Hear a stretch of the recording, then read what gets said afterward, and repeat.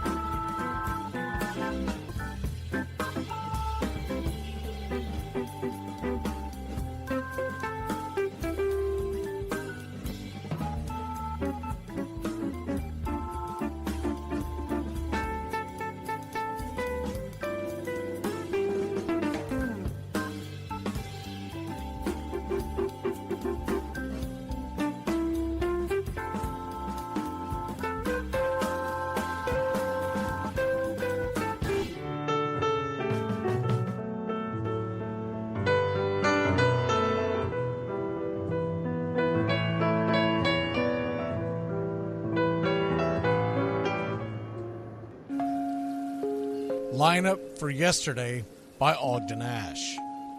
A is for Alex, the great Alexander. More goose eggs he pitched than a popular gander. B is for Bresnahan, back of the plate. The Cubs were his love and McGraw his hate. C is for Cobb, who grew spikes not corn, and made all the basemen wish they weren't born. D is for Dean, the grammatical diz. When they asked who's the tops, said correctly I is. E is for Evers, his jaw in advance, never afraid to tinker with chance. F is for Fordham, and Frankie and Fish. I wish he were back with the Giants, I wish.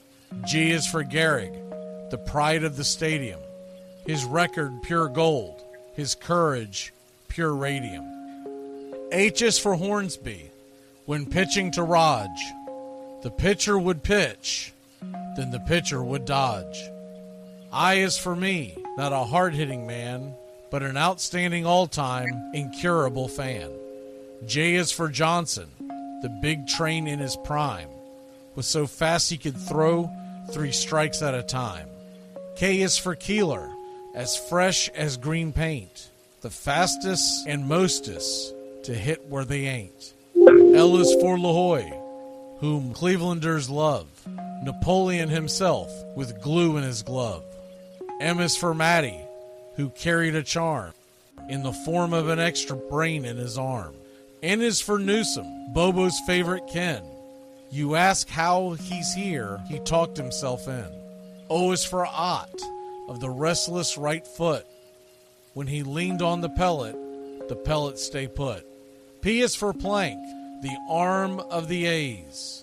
When he tangled with Matty, games lasted for days. Q is for Don Quixote, Cornelius Mack. Neither Yankees nor years can halt his attack. R is for Ruth, to tell you the truth. There's no more to be said, just R is for Ruth. S is for Speaker, swift center field tender. When the ball saw him coming, it yelled, I surrender.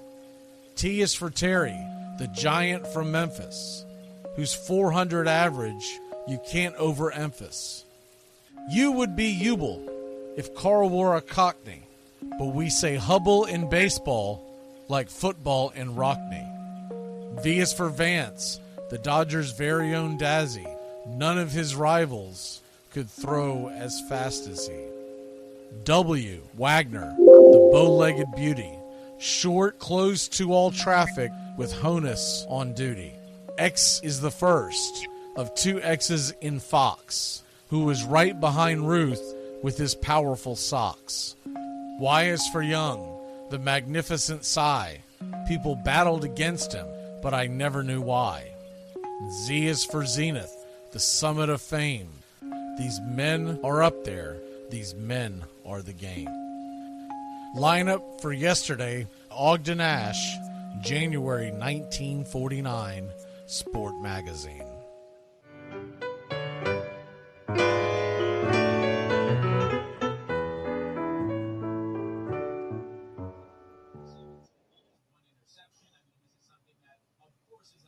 Like me, you can't smoke like me.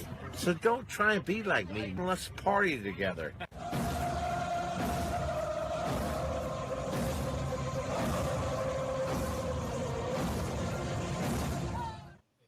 There's something kind of about a kid that's never played baseball. We have been hoodwinked, bamboozled, and flat out deceived. Why did you get so drunk? You got drunk. I'm just really exhausted. What's in that cup? Rum and Cokes? Do you have any idea how important this is? We're trying to save the pub call. Really? This is what you're doing? This is what you're doing?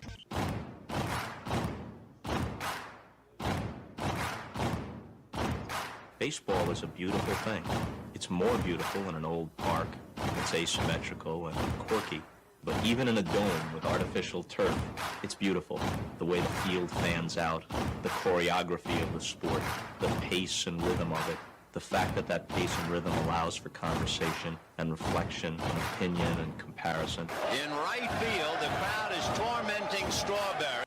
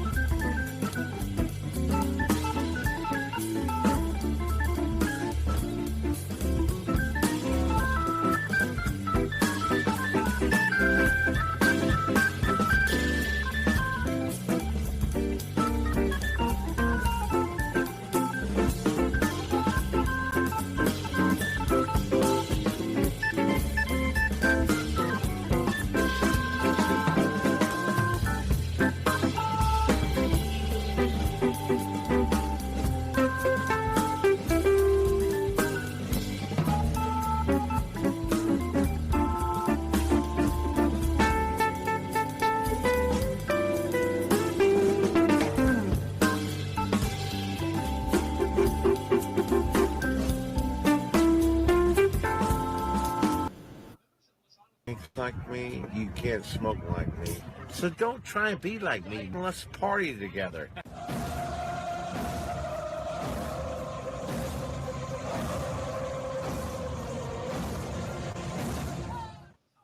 There's something kind of about a kid that's never played baseball. We have been hoodwinked, bamboozled, and flat out deceived. Why did you get so drunk? You got drunk. I'm just really exhausted. What's in that cup? Rum and Cokes? Do you have any idea how important this is? We're trying to save the pub call. Really? This is what you're doing? This is what you're doing?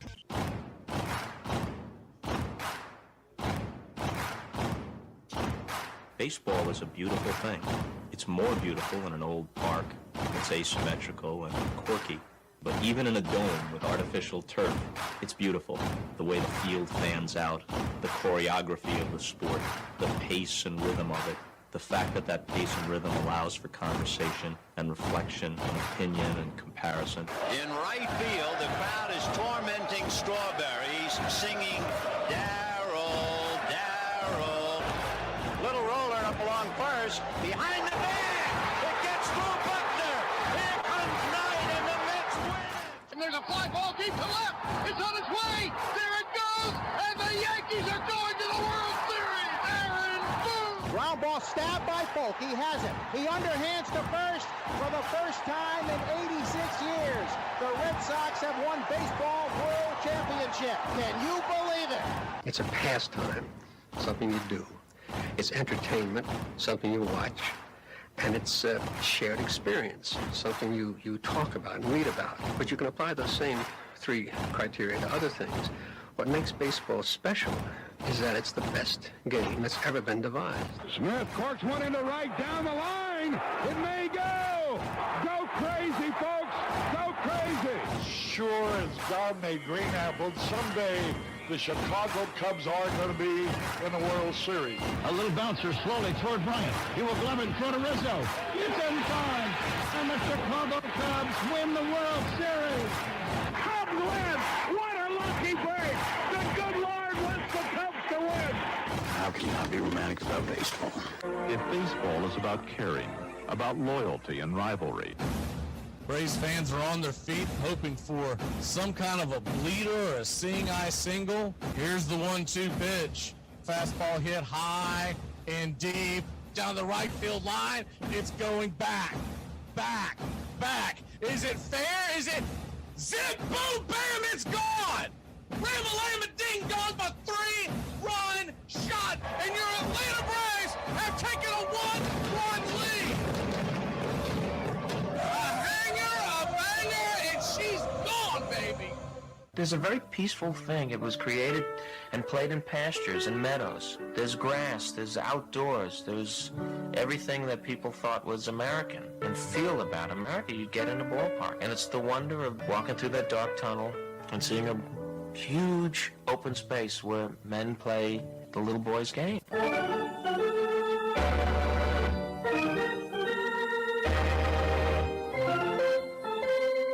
I believe in the Church of Baseball. I've tried all the major religions and most of the minor ones. I know things. For instance, there are 108 beads in a Catholic rosary and there are 108 stitches in a baseball. I prefer metaphysics to theology. You see, there's no guilt in baseball, and it's never boring. It's a long season and you gotta trust it. I've tried them all, I really have. And the only church that truly feeds the soul day in, day out is the Church of Baseball.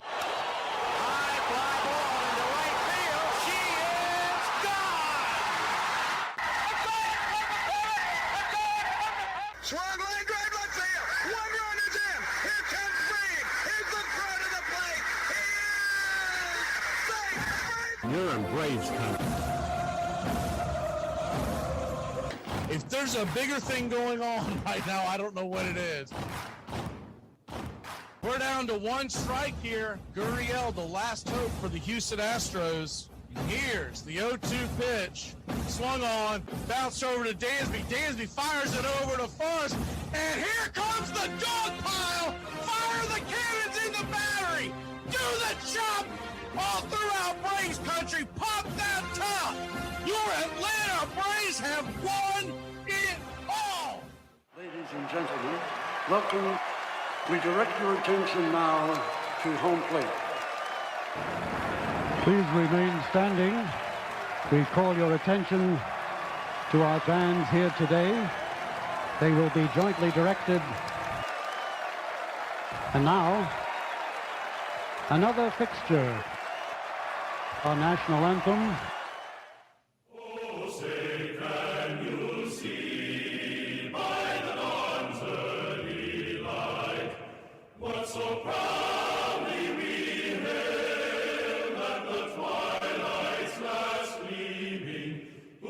Stripes and bright stars through the perilous fight.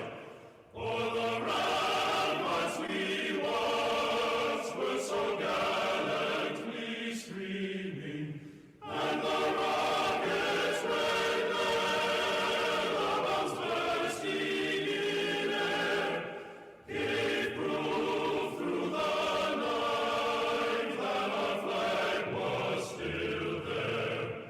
Oh, say does that star-spangled banner yet wave o'er the land of the free and the home of the brave? Play ball! At this time, ladies and gentlemen, we'd like to introduce today's teams as participants in this historic game.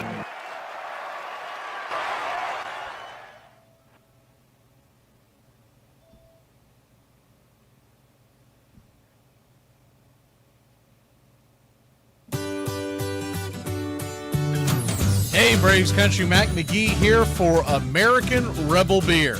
America's patriotic light lager, all natural ingredients. Stand tall, be proud. The perfect beer to celebrate life, liberty, and your pursuit of the American dream. America's patriotic light lager, offering a crisp, clean, bold taste. Perfect beer to celebrate life, liberty, and your pursuit of the American dream. A beer with only 110 calories that tastes like a full-flavored beer and celebrates like freedom.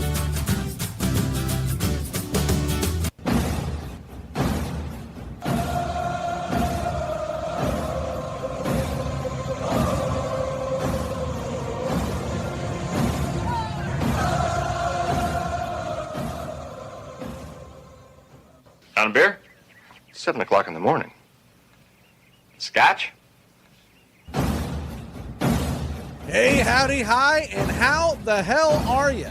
Pull up an armchair, girls and boys, and join us for Braves Country Baseball. You're listening live as the Braves are on the road. We're set to bring you pitch by pitch, play by play of your Atlanta Braves. Hi, I'm Mac McGee. Here's your starting lineups for today's action. Leading off and playing right field for your Atlanta Braves, it's Ronald Acuna Jr. 9 home runs, 18 RBI, 4 stolen bases, bang 383. Batting second, playing first, Matt Olson. 15 home runs, 52 RBI, a 257 average. Batting third, the designated hitter, Marcell Ozuna. 11 home runs, 40 RBI, a 247 clip. Austin Riley batting cleanup and playing third. 12 home runs, 41 RBI, 2 stolen bases, bang 272. Batting fifth, behind home plate, Sean Murphy. What do you know? They may be listening here on Braves Country Radio. 9 home runs, 22 RBI, a 222 clip. Ozzie Albies batting sixth, playing second. 6 home runs, 28 RBI, 7 stolen bases, bang 224. Batting seventh and in left field, it's Eli White. So you're telling me there's a chance? Yeah! Book of Eli in for Alex Verdugo, has 3 home runs, 16 RBI, 5 stolen bases, bang 245. Batting eighth, patrolling center field for your Atlanta Braves, Michael Harris II.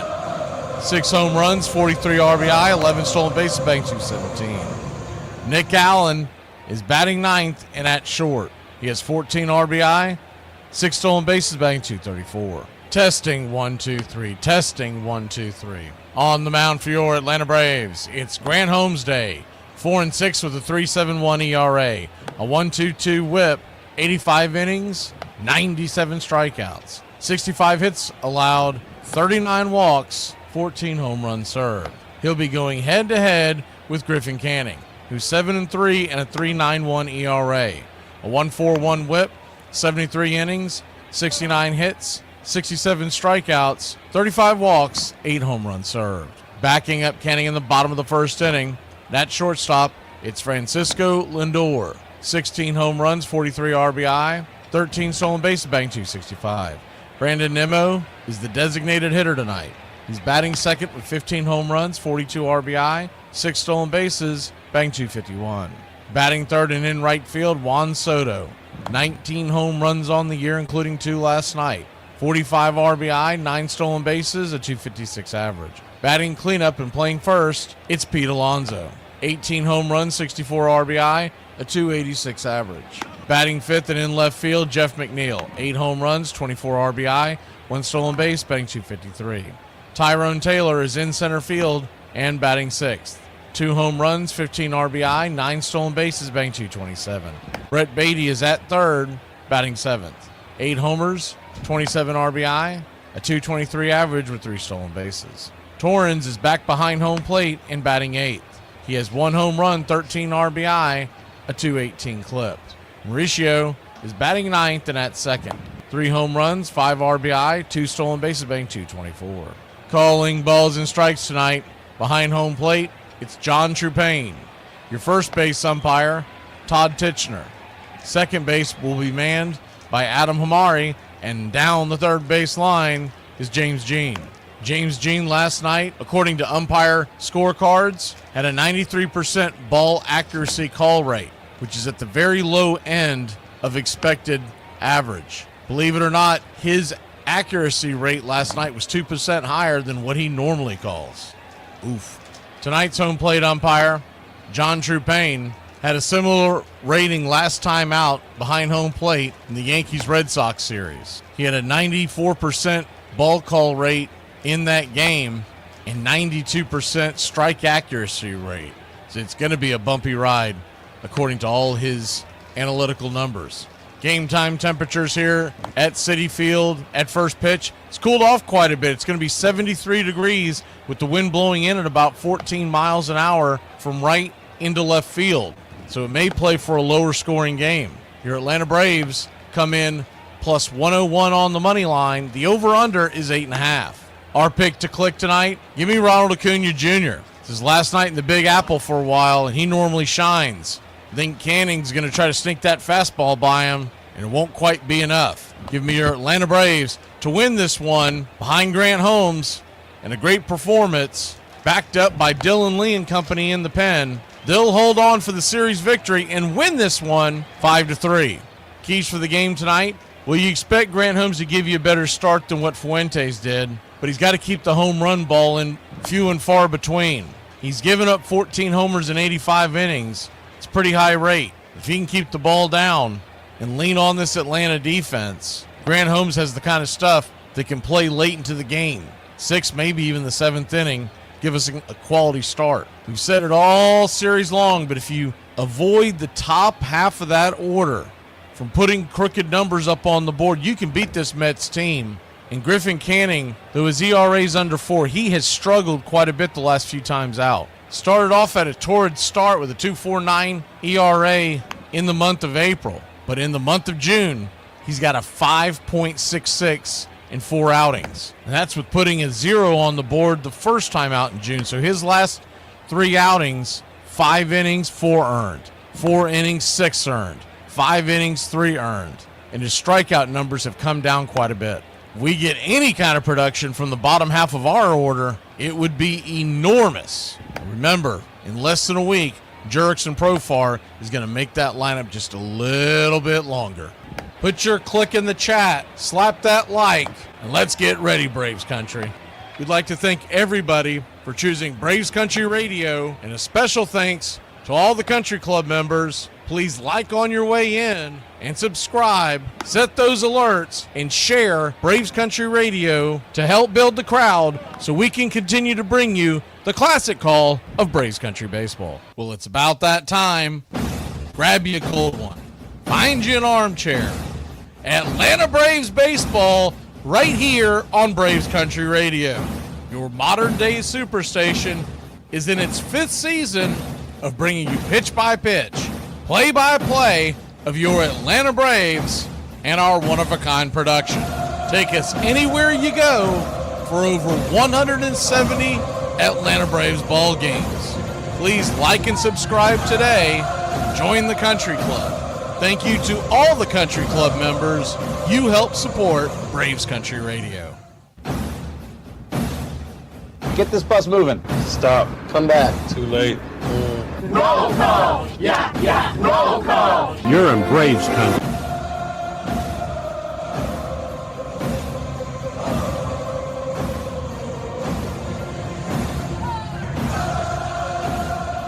Good evening, Braves Country.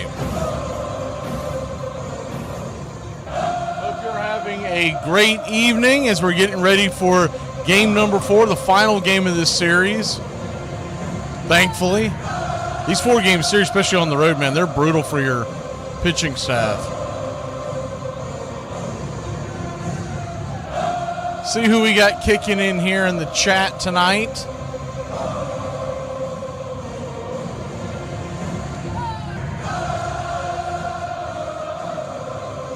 Roll this back a few minutes.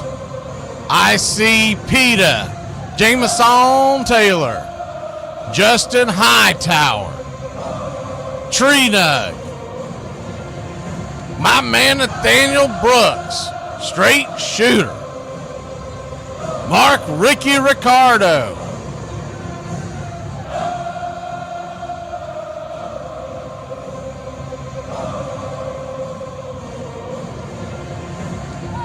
Truth Mission, B.A. Baracus, Brian Andrews, Jade Jenkins,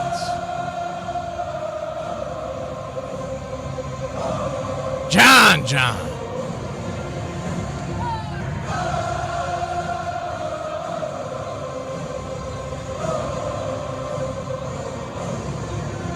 better Leighton than never Nuku,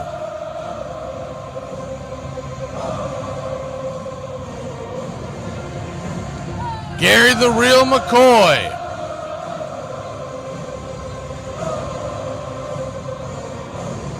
Rob T,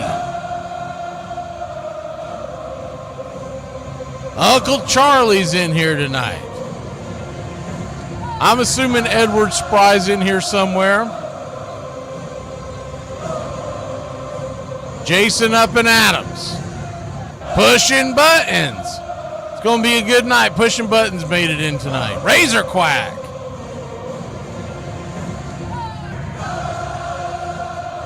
George Pearson. I think I saw Neil Pearson. I can't remember. Those are all I see right now, as I'm sure people are trickling in. We're going to go ahead and see. Let me take one last look back up at the top, see if I missed anybody. If we haven't said your name, jump in there. Let us know where you hail from. Daniel Barry, Addison, Timmy Powell,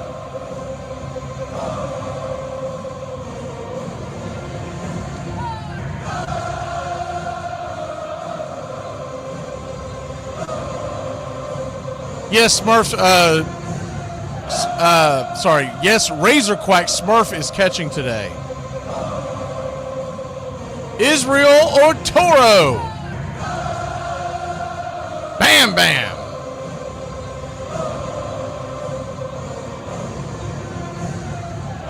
Yes, Smurf is batting, but the one thing I do like is they've been messing every time that they put Smurf in the lineup, they put him down around like 7th and have him hitting either right behind Ozzy or right behind Ozzy and Michael. Tonight they've got him hitting in front of Ozzy, and I mean, you got to.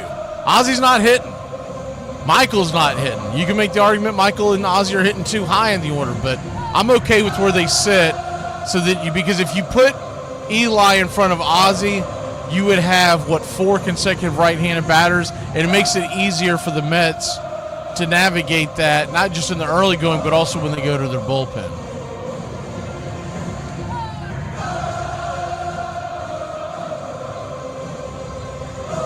Atlanta Braves just about set. We're going to go ahead and take that quick break. When we return, pitch by pitch, play by play of your Atlanta Braves in Gotham one more time. Hey, Braves Country, Mac McGee here for American Rebel Beer. America's patriotic light lager, all natural ingredients. Stand tall, be proud. The perfect beer to celebrate life, liberty, and your pursuit of the American dream. America's patriotic light lager, offering a crisp, clean, bold taste. Perfect beer to celebrate life, liberty, and your pursuit of the American dream. A beer with only 110 calories that tastes like a full-flavored beer and celebrates like freedom.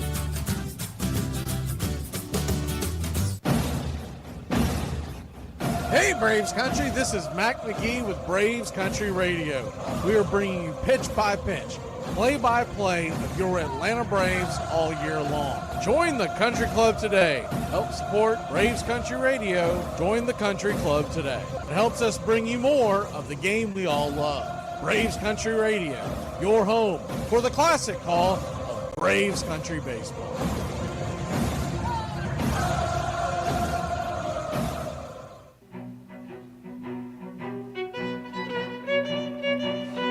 Hey, Braves Country, Mac McGee here for American Rebel Beer.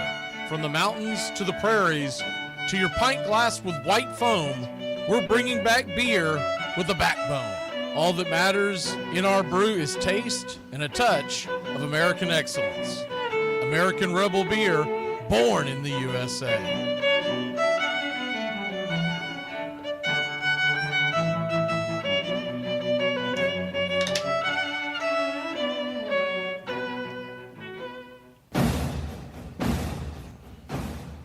Ladies and gentlemen, we interrupt our program of dance music to bring you a special bulletin from the radio news. Sit quietly and we will control all that you see and hear. There is nothing wrong. You are about to participate in a great adventure. You are about to experience the awe and mystery. You unlock this door with the key of imagination.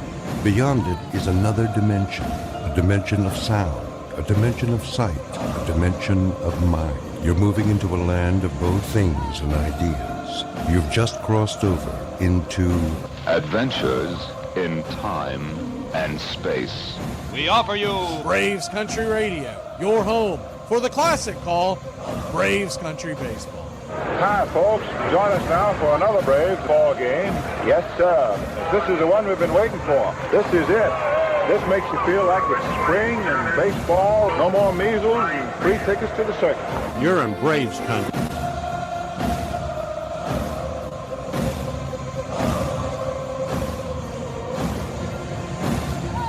This is a reminder, disorderly conduct will not be tolerated. Please respect your fellow fan and refrain from any unruly behavior. Failure to comply with these guidelines will result in ejection.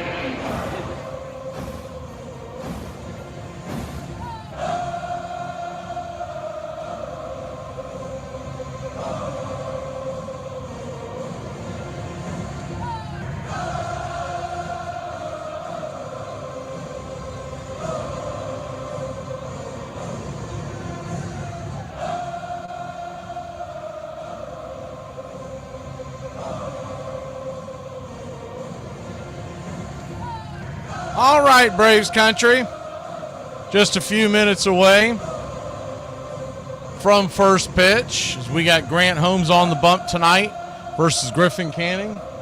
I know Canning, all in all, has slightly better numbers in the ERA factor. He's got a much better win-loss. He's 7-3 versus Grant Holmes 4-6, but the win-loss is the most unimportant number in all of baseball stats. But I contend that Grant Holmes is actually giving us a pitching advantage tonight. You look at it, he's got a much lower whip. He's got a much bigger strikeout rate. He's given up 4 less hits in 12 more innings. His biggest bugaboo is giving up that home run, 14 home runs. He's got to keep that ball in the park. We got some things we're going to go over during the ball game that you may not have caught. in the baseball world today. Mets are wearing their home dark unis.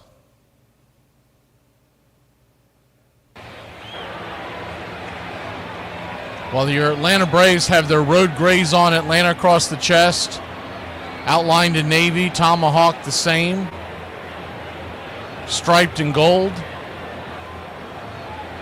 gray pants, gray tops, piping in red, outlined in navy down the middle and on the sides of the pants. Numerals the same on the back and the names in navy. Navy ball caps and the white A representing the city of Atlanta, Georgia on the front of their batting helmets, which are dark navy, and their ball caps. Mets uniform tonight is a dark blue. Well, not quite as dark as the Braves, but it is a darker blue. Think almost a touch darker than Dodger blue, with New York across the chest in orange writing, as well as the names and the numerals on the back. These are typically their road uniforms. They're probably trying to get fans to buy some of the road uniforms, as you're seeing the Braves wear some of their road uniforms or home uniforms on the road. Mets are wearing their road uniform at home. We are just about set, trying to get the screen ready for you for pitch-by-pitch, play-by-play of your Atlanta Braves. Griffin Canning comes set, and yes, sir, it is baseball time in Braves country. The first pitch on the way is a swing and a miss by Ronald Acuna Jr. It's 0-1. Righty-righty matchup, fastball right down the pipe. The 0-1. Kicks and fires, swing and a miss, 95. Blew it right by him, top shelf, it's 0-2. 0-2 count.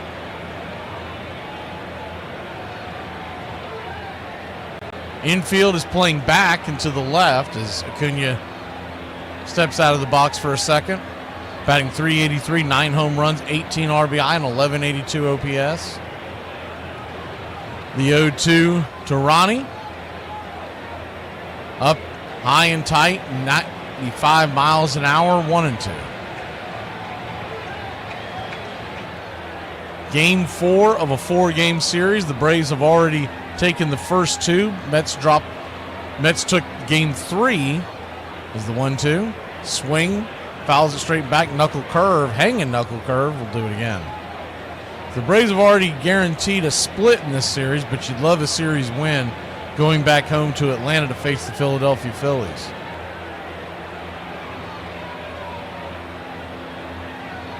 The 1-2 from Canning. High socks. Kicks and fires. High and inside. Knuckle curve once again. 2-2. Griffin missioning to home plate. I think he's pretty much letting Acuna know that there was no intent on that play, on that pitch. If you missed some of the news earlier today, Wander Franco's sentencing came down. The 2-2. Caught looking strike 3.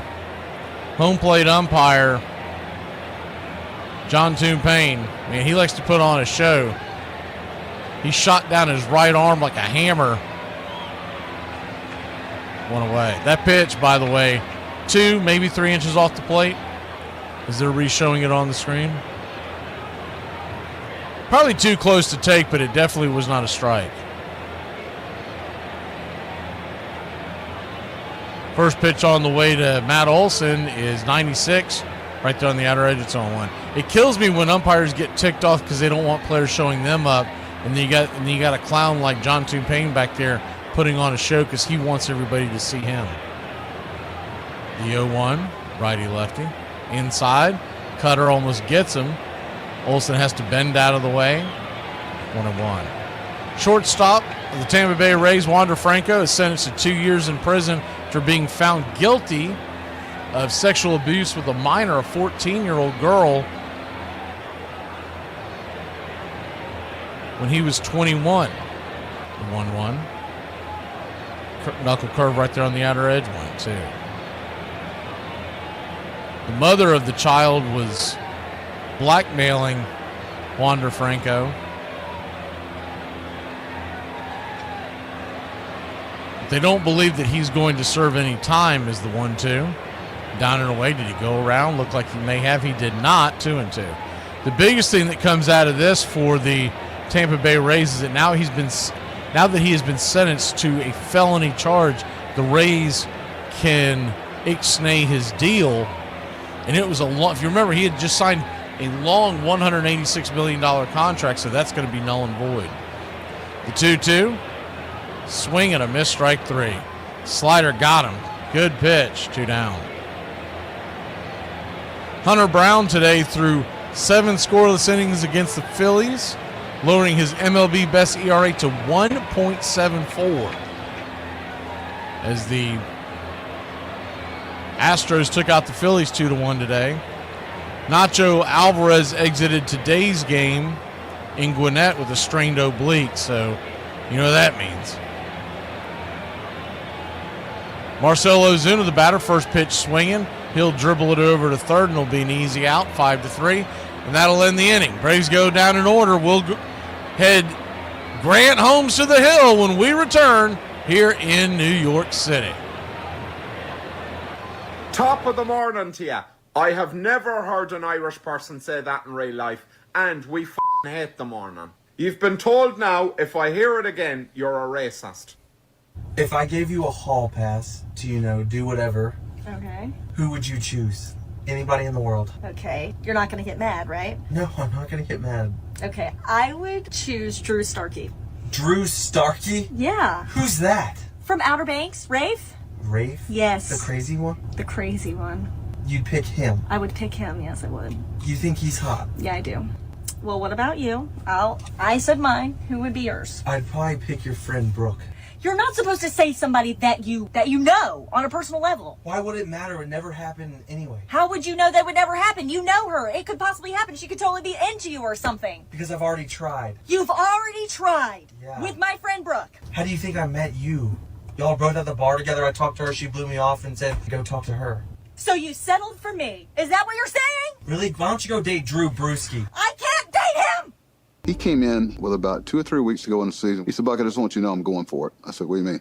He said, I'm going to let it rip for the next 2 weeks. I may blow it out in day 2, but I'm going for it. And I got to tell you, for 2 or 3 weeks, he was Mattingly of old. That last year, I was like, oh my God. Mattingly can still do it, can he? I mean, it was just this, hey, I'm here. I'm not going to hold anything back. If my back falls apart, so be it. And I just remember talking so much trash in the locker room. We got to win every day, every day. So we win the game, it's like we got to win tomorrow. And I think that was probably as much fun as I ever had. That was fun. Over the season's final 3 weeks, Mattingly batted .349 and led the Yankees to 18 wins in 22 games, giving them control of their fate on the final day of the season. We've played great baseball down the stretch, and we've given ourselves an opportunity to control our own destiny today.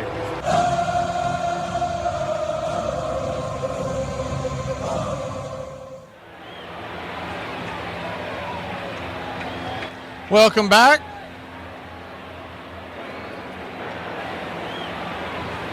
Grant Holmes will step to the mound to face the New York Metropolitans. I play real sports. I'm trying to be the best at exercising. I'm Teddy Powers! I'm the man who has the ball, so that is why I am better than everyone in the world.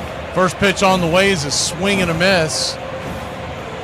Francisco Lindor on the inside track. It's 0-1. Infield back and to the right.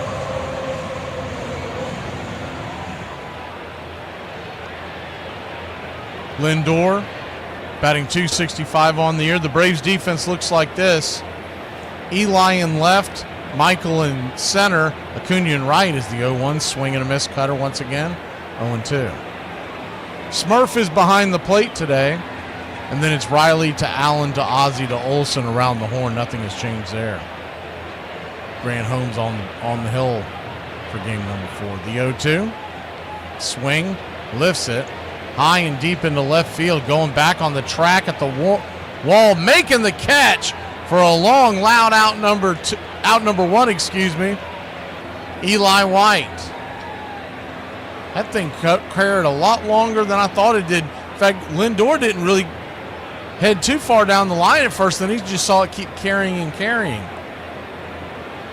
That wind, mentioned earlier, it's supposed to be blowing in, but you wonder if it may have changed directions.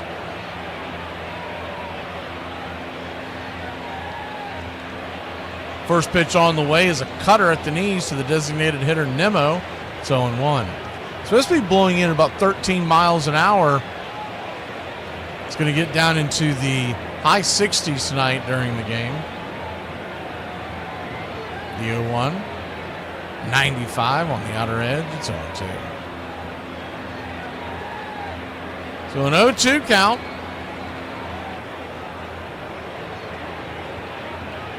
Nimmo, 15 home runs, 42 RBI. The pitch. Curveball in the dirt, 1-2. What you'll see from Grant Holmes tonight is a 5-pitch mix. It's a 4-seam fastball at 36% of the time and the slider at 35%. So those two pitches coming in around 71% of his throws.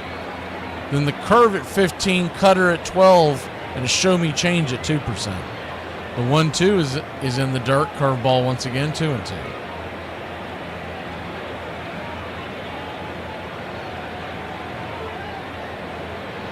Braves nothing, Mets nothing. Bottom of the first inning.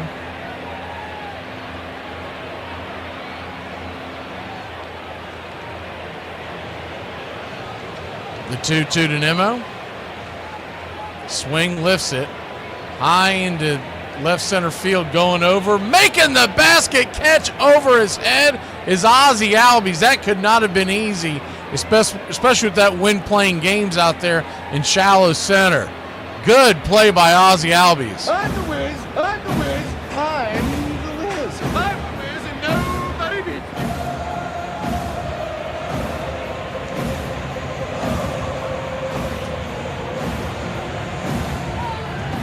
I know people bang him for his defense a lot, but he does that as good as anybody in Major League Baseball, as well as anybody I've ever seen in the second base position. First pitch on the way is a slider right there at the knees to Juan Soto. It's 0-1. Soto hit 2 home runs last night, pushing his number up to 19.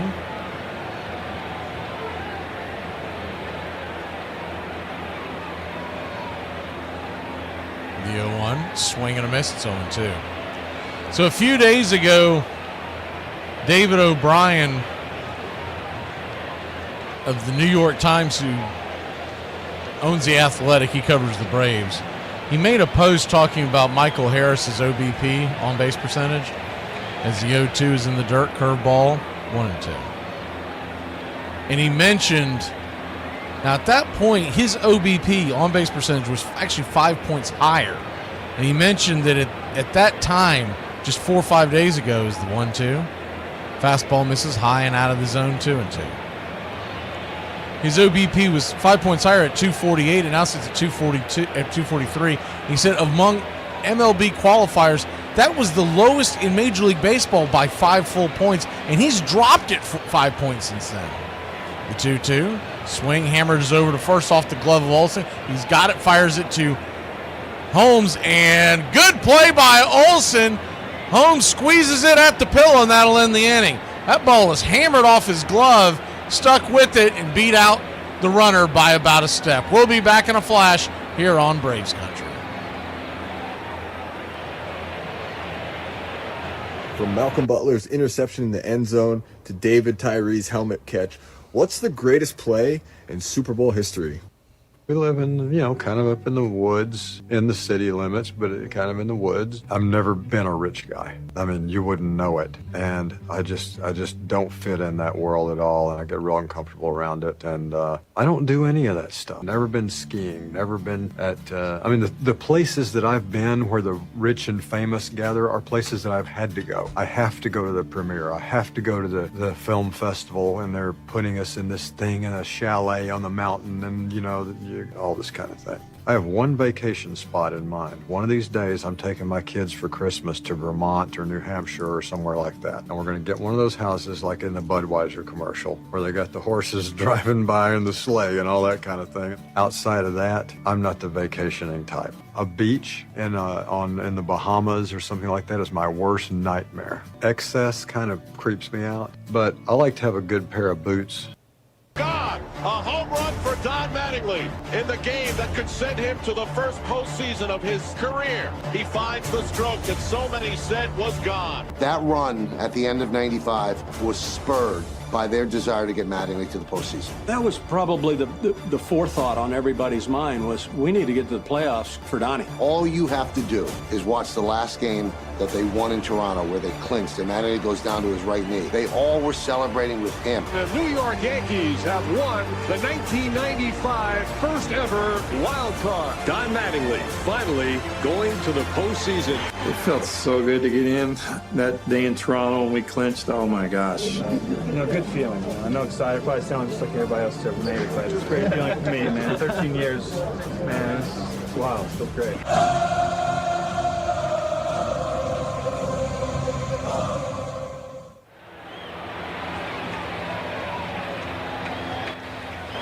Welcome back to Braves Country Baseball. The defensive alignment for the Mets tonight, McNeil has been switched over to left, and Tyrone Taylor's back in the lineup at center, Soto and right. And then the infield is the same as last night, around the horn, Beatty to Lindor to Mauricio to Alonso over at first. Torrens is back behind home plate. Griffin Canning starts off the second inning to Austin Riley.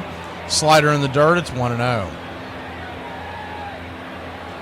So when he made that post, talking about O'Brien, Harris's OBP, on base percentage, has dropped 5 full points just since that 4 or 5 games ago. It's the 1-0. Outside wide, 2-0. At the time, he had 29 consecutive games of no walks. That was 3 games ago going into today. So the number's now at 32 plus whatever happens tonight. The 2-0 fouls it straight back, 4-seam fastball, 2-1.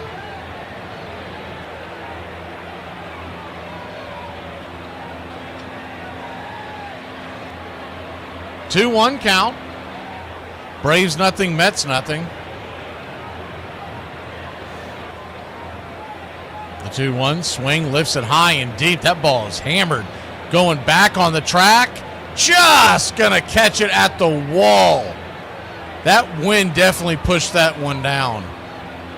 Last night, that's a solo shot. He hit it right into the teeth of the wind and it knocked it down maybe 2 feet from the wall, if that, for a long out, number 1.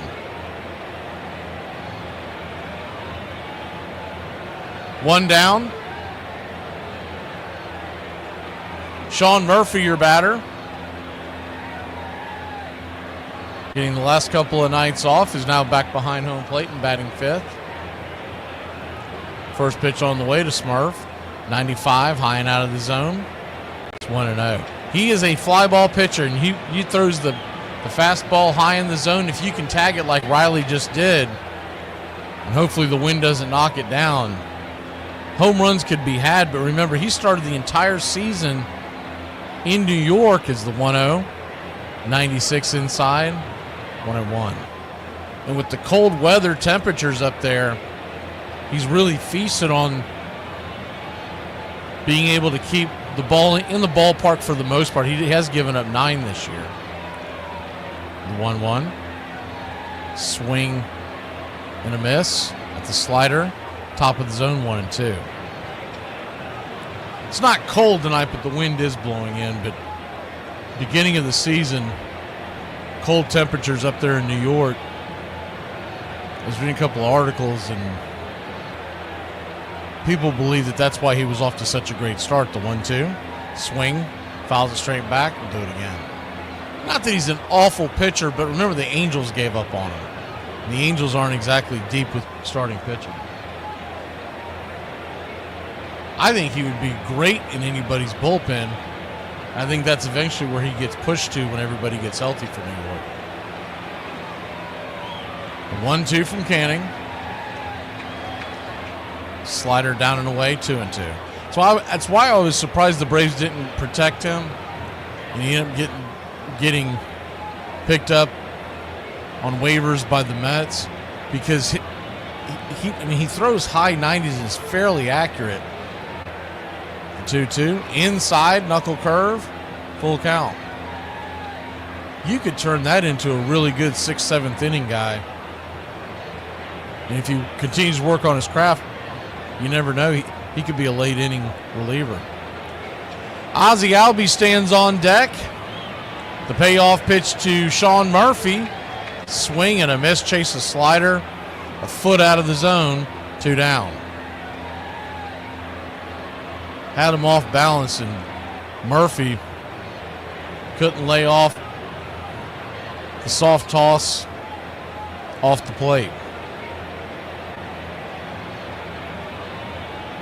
See a couple of folks here in the chat I didn't see earlier. Good to see you, Raheem.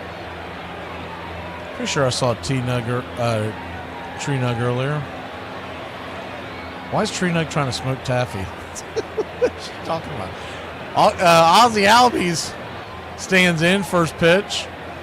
4-seam fastball, high and up tight. It's 1-0. I don't know if you can smoke taffy, but I know you can smoke catnip. Found that out when I was around late teens. The 1-0. Inside, 96 miles an hour. Just misses the zone, 2-0.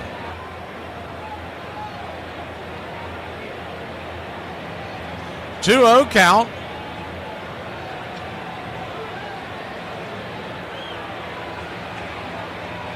The pitch, swing, saws off the 4-seam fastball, 2-1.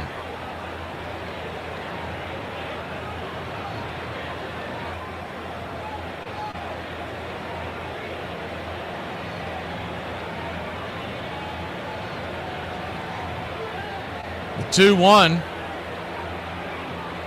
Swing, dribbles it over to second, easy 4-3 put out, and that'll end the inning. The one positive I'll give you about Michael Harris, he's 3 for 3 lifetime versus Griffin Canning. He'll lead us off in the third, but we go to the bottom of the second, scoreless versus New York. This is going to be mean, but I'm going to say it. If you are out and about in pajama pants by your own free will, I and everybody else around you is assuming that your ass needs to be washed or that your stinks. Sorry about it, but that's the vibe you're giving off, okay? And especially if you're in some fleece pajama pants. All right. Thank you so much. Have a nice day. Bye. You know what they say avocado tastes like, right? I mean, do you like it? Obviously, I'm sitting here eating it. What? Apparently, they taste like a clean tallywhacker. Come on. You're still eating it. It does not. How do you know? I've never had a clean one before. I've never had one at all. I've never had a clean one either. I love me some avocado. It tastes funny now. You're welcome. I taste it now. Thanks a lot. How do you taste it? I can imagine. We're here. We're live. Yankee Stadium. This is the best place to be in the world. We waited a long time. Looks good. October 3rd, 1995. After a 14-year drought, the Bronx was buzzing. The Yankees were back in the postseason. And at the stadium, Don Mattingly was poised to make his long-awaited playoff debut against the Mariners. It just felt great because, you spend your whole career fighting to get in and to be able to get a chance to play in postseason and like you want to play on that stage. And I wanted to see how I would react on that stage. Well, it feels great to be out here and to be playing when everybody else is going back home, basically. And, it's been a long time coming. It feels good. It feels worth it now. Everything that I've been through, our team's been through over the years, the organization over the past, for me, 12 or 13 years, it feels great. Can you keep a secret? You can? Well, put the phone to your ear. You got it down?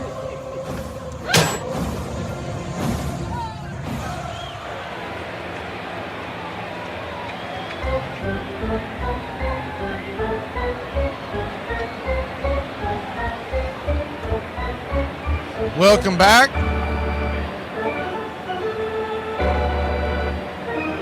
First pitch on the way from Grant Holmes is a swing and a miss at the curveball. Pete Alonso, the batter, it's on 1. Yeah, I don't know what this. It went from umpire to back to player. Let me see if I move this around if it'll change it. The 0-1 in the dirt, 1-1. All right, it looks like I'm going to have to definitely go in and out of this because that dude's not moving. The 1-1 count popped up. Can of corn. High in the infield. Wait, let's see if he disappears now. Catch is made by Olsen. Nope, he's still standing there. All right, let me go in and out of here. Not sure what that's about.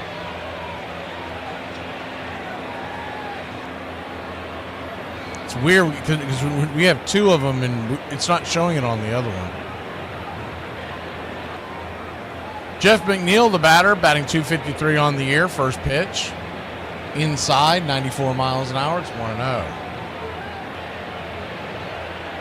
1-0. Righty-lefty matchup. Granholm's at 17 pitches, so he's trending well at that spot. Cutter smacks the outer edge. It's 1-1. 1-1 count. Did y'all see any of the highlights of this NBA draft that went on? Because I didn't watch any of it. Obviously, I was doing the game.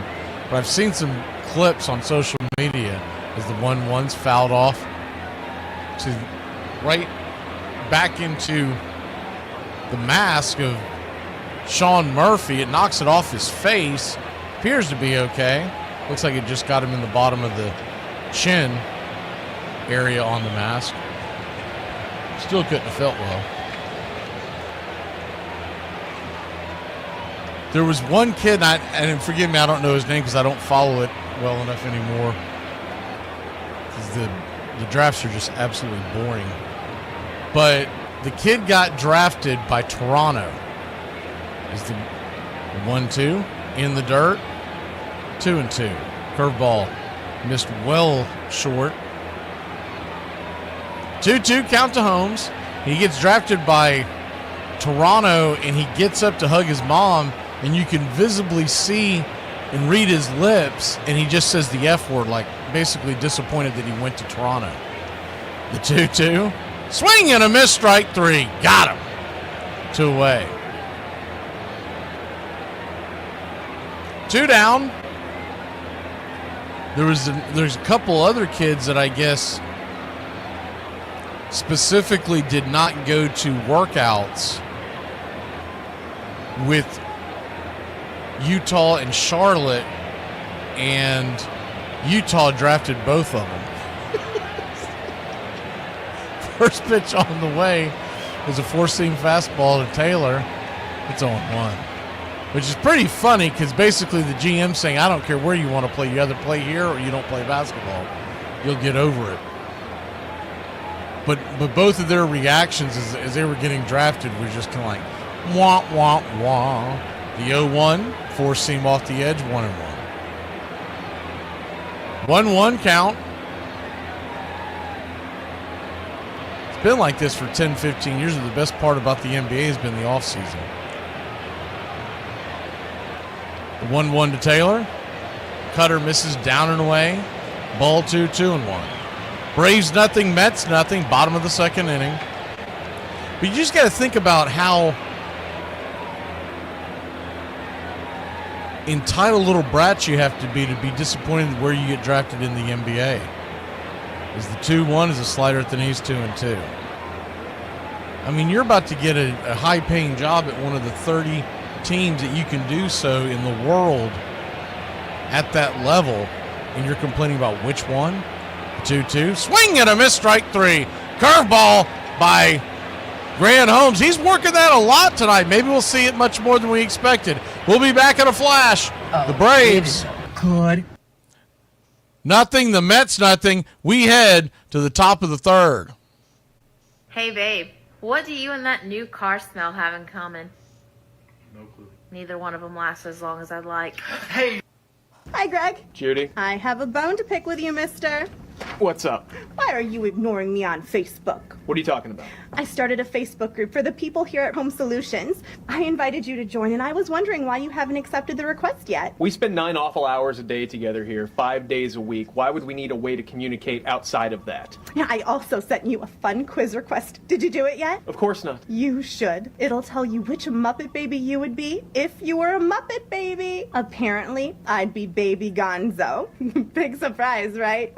I'm not doing any of your queer quizzes. Well, why are you even on Facebook if you're going to be a Grinch? I got on Facebook for one reason and one reason only: to keep tabs on all of my ex-girlfriends and make sure that none of them are living more fulfilling lives than I am.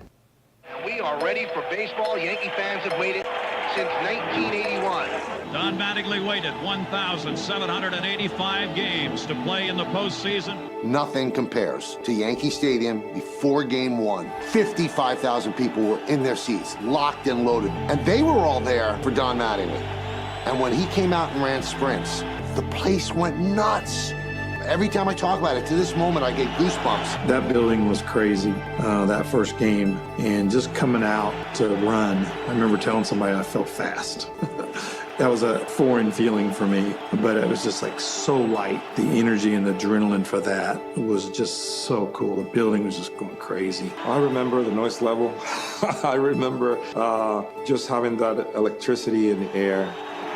First base, number 23, Don Mattingly. Breaking news. Stores are running out of tampons because this country is filled with nothing but stay safe out there.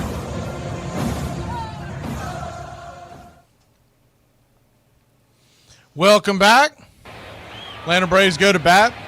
No runs, no hits, no errors on both sides as we head to the top of the third, and Eli White will lead us off. Number 7 hitter for the Atlanta Braves. Standing in with a .245 average. Canning and Eli with the high socks. Righty-righty, first pitch, swinging. Slider into the dirt. It's 0-1. Eli with 3 home runs on the year. The infield is back into the left, but third baseman Beatty is playing even with the bag, guarding against the bunt from Eli. The 0-1. Misses high. 1-1. 1-1 count.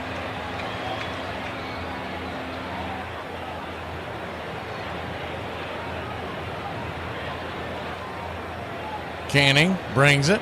Swing. Chops it foul. Change up. 1-2. Fourth game of the series. Braves won games 1 and 2. Mets won game 3. The Braves had won the previous 3. So this is the 7th game overall. Left on the schedule between these teams as the 1-2 to Eli.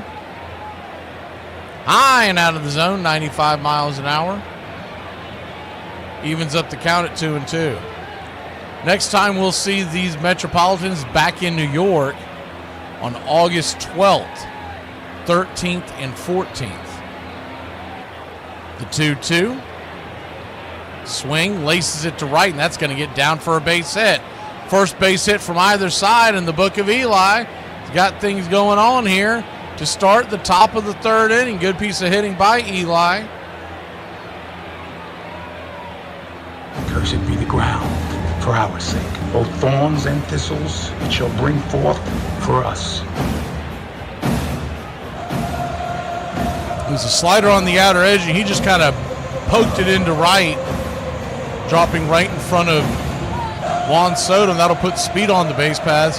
Michael Harris, 3 for 3 lifetime versus Griffin Canning.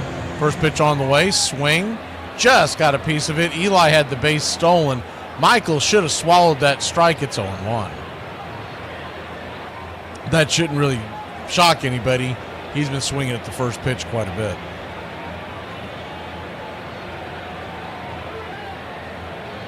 Righty-lefty matchup. Now Canning's more aware, so you see him looking back the runner, and he flips it over to first. Eli diving back under the tag. Braves will return to New York in August for a 3-game series, the 12th 13th and 14th, and then finished the season series at home in Atlanta later that month on the 22nd, 23rd, and 24th. The 0-1 swing, pops it up.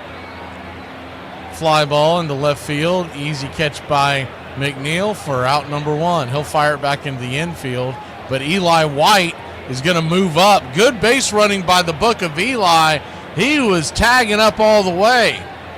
Realizing that ball was going into foul territory, he knew there was no sense of him being halfway.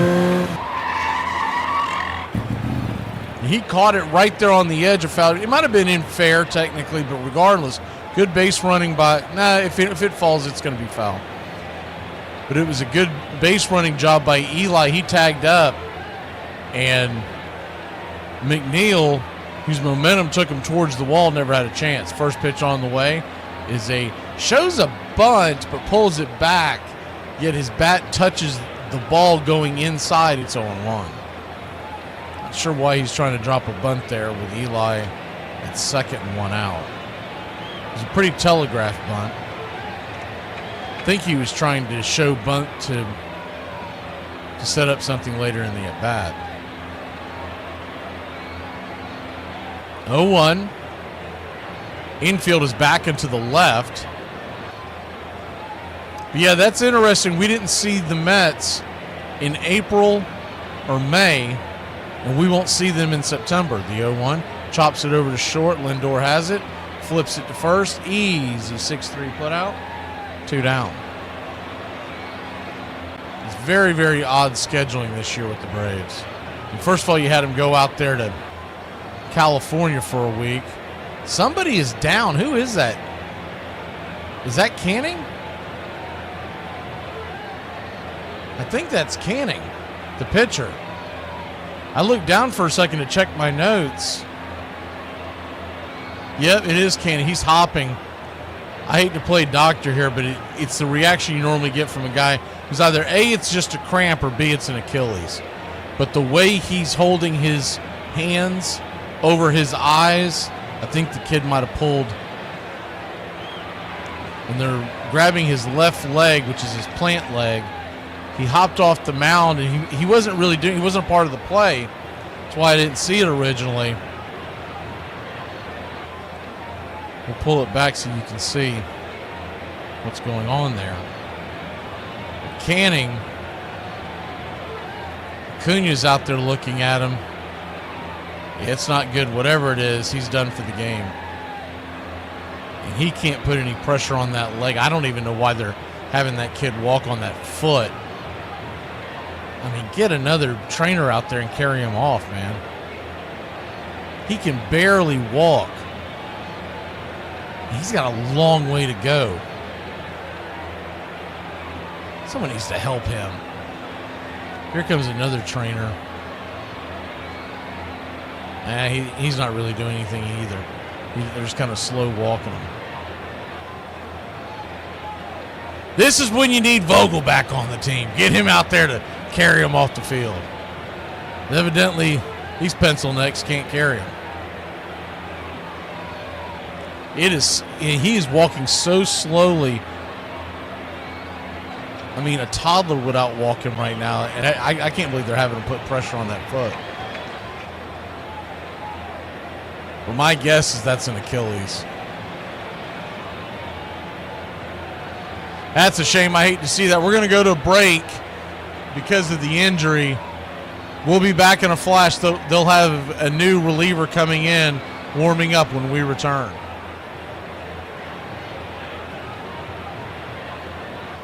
The older I get, the more I look at snow like a one-night stand. Yeah, sure, it's a good time, but the next morning you just look over and you're like, ugh, it's still here.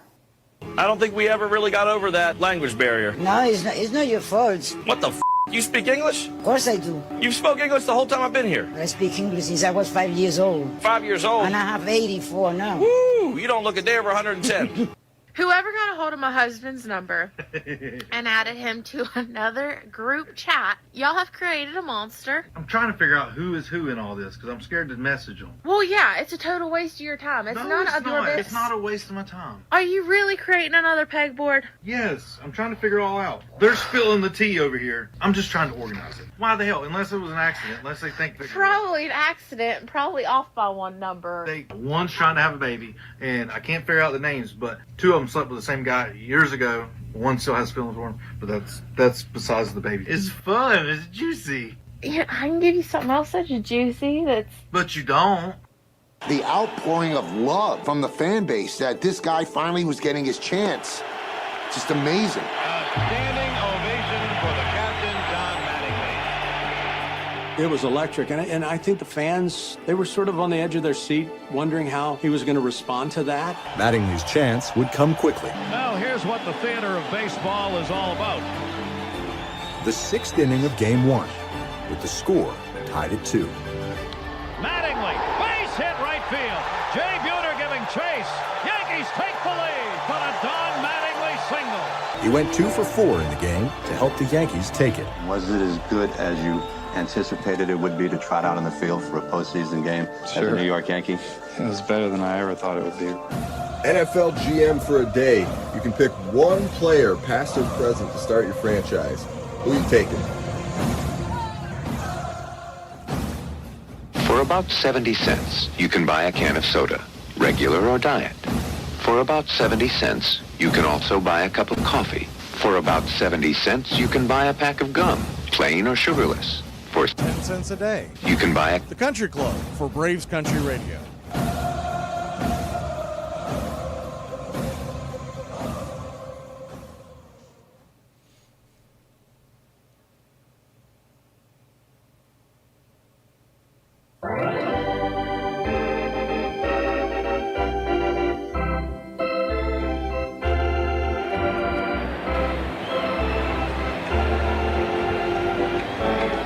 Welcome back. Austin Warren is going to be your pitcher. 19 appearances, a 3.94 ERA, and a 2.41 batting average against. Pulling up his numbers now to take a look at what his longest outing of the year has been. And he has only pitched 2 times here in 2025, both of them 1 inning. Actually, this is the second time. So the first time was against St. Louis, 1 inning back in May, so they just called him back up. They don't have anybody else warming up in the Mets pen, so you would think with 2 outs, they're trying to get him through probably the 4th inning and then go from there. That's not always a good thing when you're talking about, you think that we've got some kind of advantage now because the starting pitcher goes out. It's not necessarily true, because now you're going to see several pitchers, and you had put together a game plan for one guy for the first half of the game, and all that's thrown out the window. And I know we like to joke and give people a hard time, but I sincerely hope whatever the recovery is for Griffin Canning is quick. And it's a shame for him, because it seemed like he had finally turned a corner in his career, and he would have been a free agent at the end of this year, I believe. I'm pretty sure. I believe he was on the last year of his contract when the Braves didn't cover him, but nonetheless, now it's going to be back to the drawing board, and he's going to be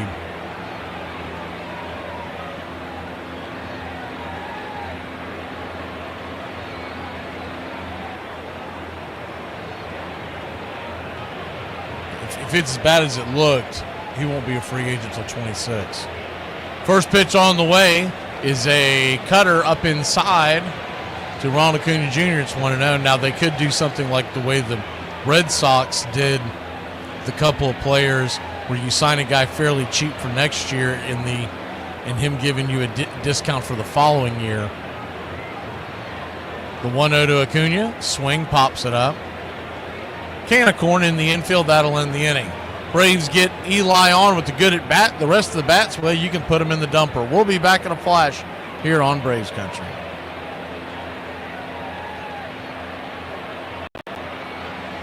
I'm sure some of y'all can relate. When you were younger, you were staying at your grandma's or grandpa's house and they didn't have anything to eat and you went and looked for a snack and they pulled out this bad boy to buy any weenies. Join the country club today. You'll have access to badges, one-of-a-kind emojis to display your Braves pride throughout the ball game. Help support Braves Country Radio. Join the country club today. She has all her cousins in there. I feel like I'm being strangled by like a bunch of Mexicans on a necklace just trying to... That's love, dude. That's love? Let it take hold and rip out every last breath you have. The encore would be even better when in Game 2 the next night, Mattingly again came to the plate in the 6th with the score tied at 2. Fight to get to the playoffs. And you want to show people you're fighting for respect still. You want to show people you can still play.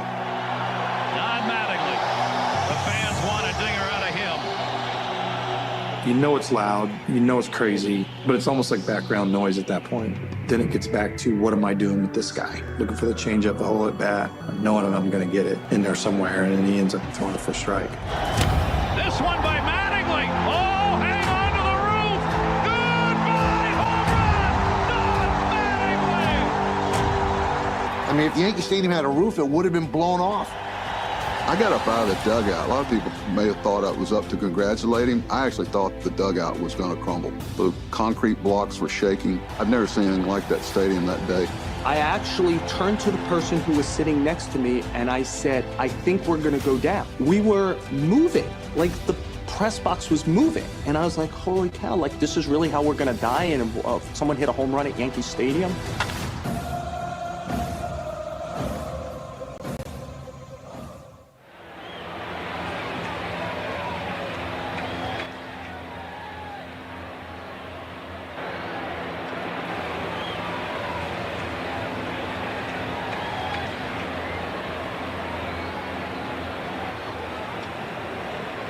Welcome back.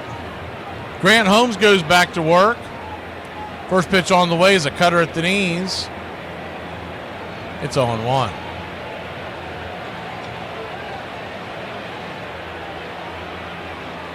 Righty-lefty matchup. Brett Beatty, the batter, the 0-1. Brings it. Inside, almost gets him. Cutter goes to the backstop. It's a 1-1.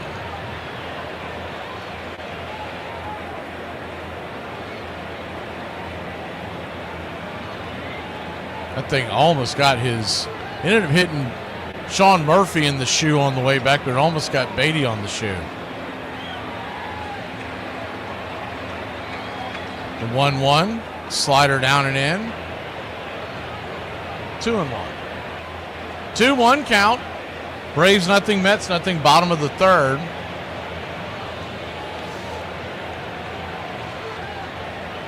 The 2-1, swing, ropes it into center, down for a base hit, and it's a leadoff single for the Metropolitans. Griffin Canning finished with 2 2/3 innings and 3 strikeouts.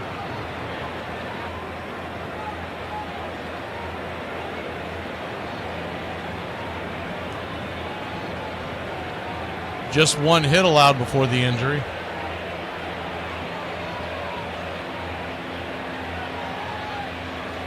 One on, nobody out. Torrens, the number 8 hitter, New York Mets catcher tonight, takes the first slider. Down and off the zone, it's 1-0. Righty-righty matchup. The infield back into the left. Playing him to pull. Outfield straight away fairly deep. The 1-0. Drops a slider in there at the knees. It's 1-1.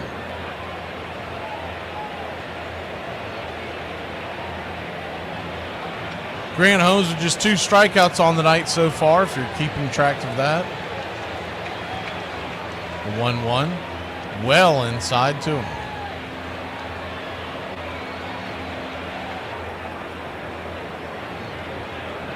One other game going on tonight, and only because of a rain delay Minnesota's all over Seattle 10-0 in the ninth. The 2-1. Swing, chops it over to third. Riley's got it. Flips it over to second. 5-4, but they're not going to get the double play as Olsen, he tried to deke Torrens.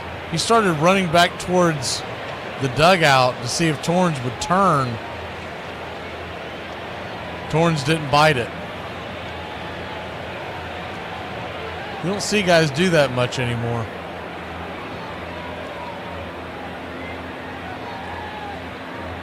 It's a tough throw by Riley. His momentum was heading towards home plate.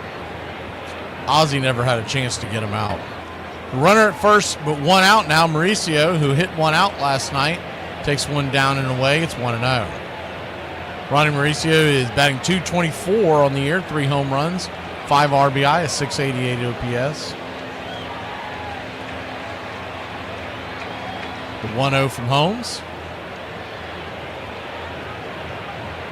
Curveball, did he go around? They checked down the line. Third base umpire, James Jean, said he did not go. 2-0.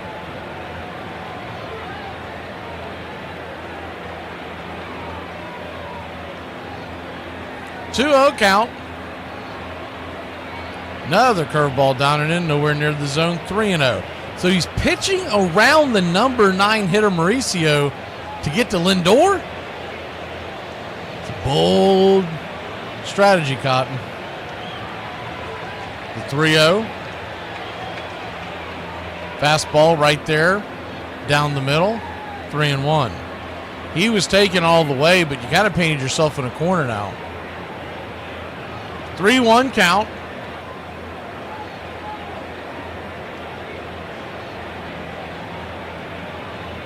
Pitch. Cutter right there at the knees, full count.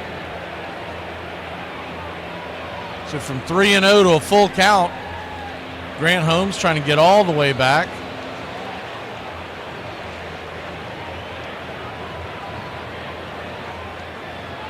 The payoff pitch, swing, ropes it into right center field. That's down for a base hit. Acuna comes up, firing it to third. That throw is going to be just late, and the trail runner is going to be safe at second too. Bad decision by Acuna to throw it to third. Mauricio took advantage of it. He's out. He's down at second, and Torrens is at third.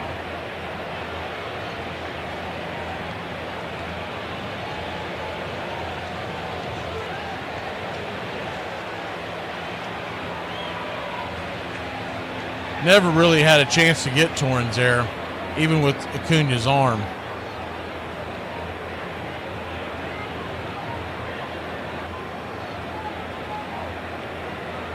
The throw was so high. Nick Allen, looking at the replay, was trying to cut it off to go to second, but the throw was so high there was no way. First pitch on the way is a curveball down and in. Did he go around? James Jean, he doesn't know. He says no, he didn't. It's 1-0. He's blocking himself by standing behind the runner. We saw how bad Jean was as a home plate umpire.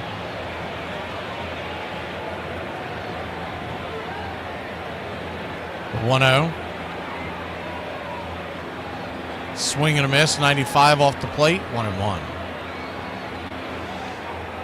1-1 count.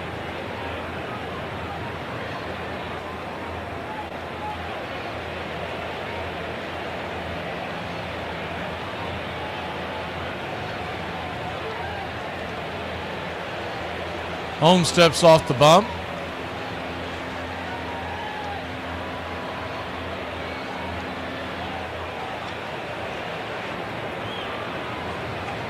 Infield playing back, the 1-1. Swing, chops it off his right foot. He's hopping around 1-2.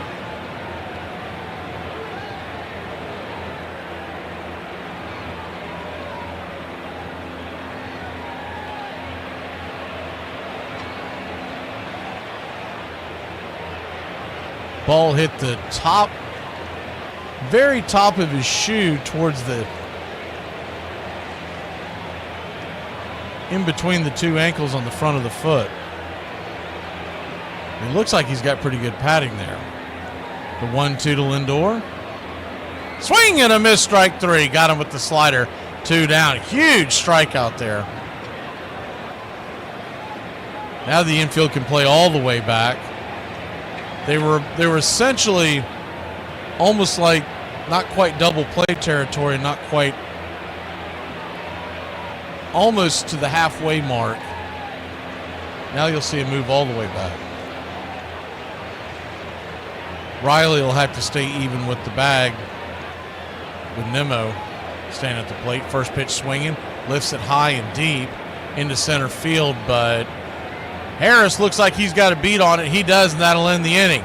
So Grant Holmes dodged a big one there. Let's get some runs for the man when we return. I play real sports, not trying to be the best at exercising. I'm Teddy Powers. I'm the man who has the ball, so that is why I am better than everyone in the world.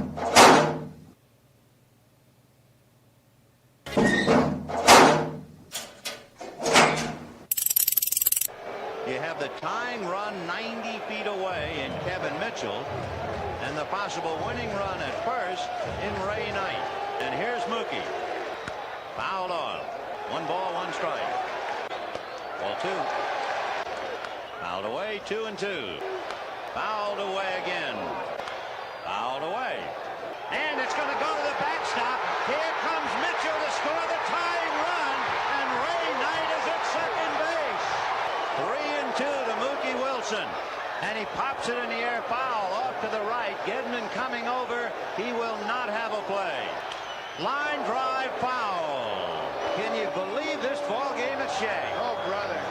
So the winning run is at second base with 2 out. 3-2 to Mookie Wilson. Little roller up along first. Behind the bag. It gets through Buckner. Here comes Knight, and the Mets win it.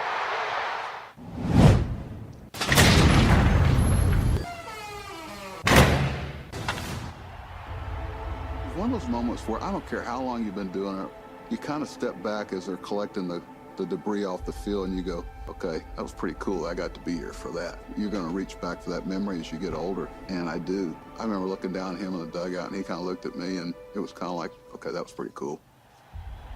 It was a moment almost perfectly in what would turn out to be his last home game ever, where they got to say, we love you in this gigantic way.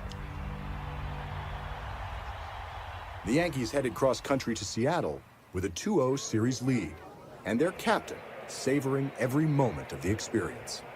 I knew I was done, right? I knew this was my last chance.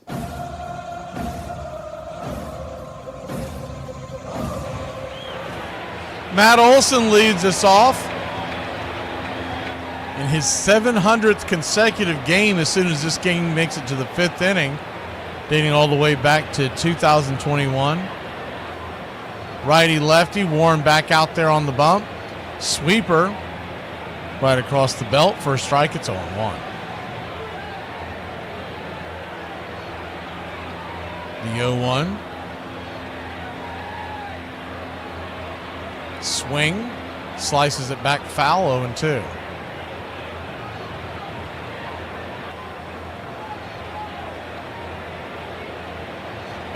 count.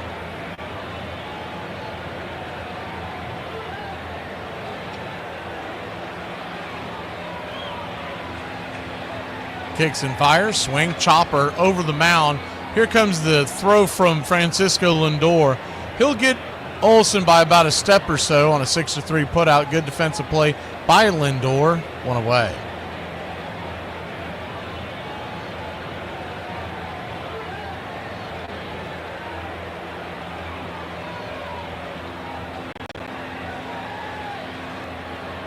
One down here in the top of the 4th. We'll hit the out-of-town scoreboard real quick as Marcell Ozuna comes to the plate. Ozuna with good numbers against Griffin Canning. That's not going to help him with Warren on the mound now. But earlier today, Tigers blanked the A's 8-0. First pitch on the way is a sweeper. Missing for a ball, it's 1-0. Blue Jays shut out the Guardians 6-0. The 1-0. Swing and a miss at the sinker. 1-1. Twins 10-1 winners over the Mariners. That just went final after a long rain delay. Astros beat the Phillies 2-1. Cubs blanked the Cardinals for the second day in a row in St. Louis as the 1-1 chopped foul in off his bat. It's 1-2. Dodgers 3-1 over the Rockies in Colorado. And the Marlins pound the Giants 12-5. Hayden Burnsong, he got ran out of there quickly today.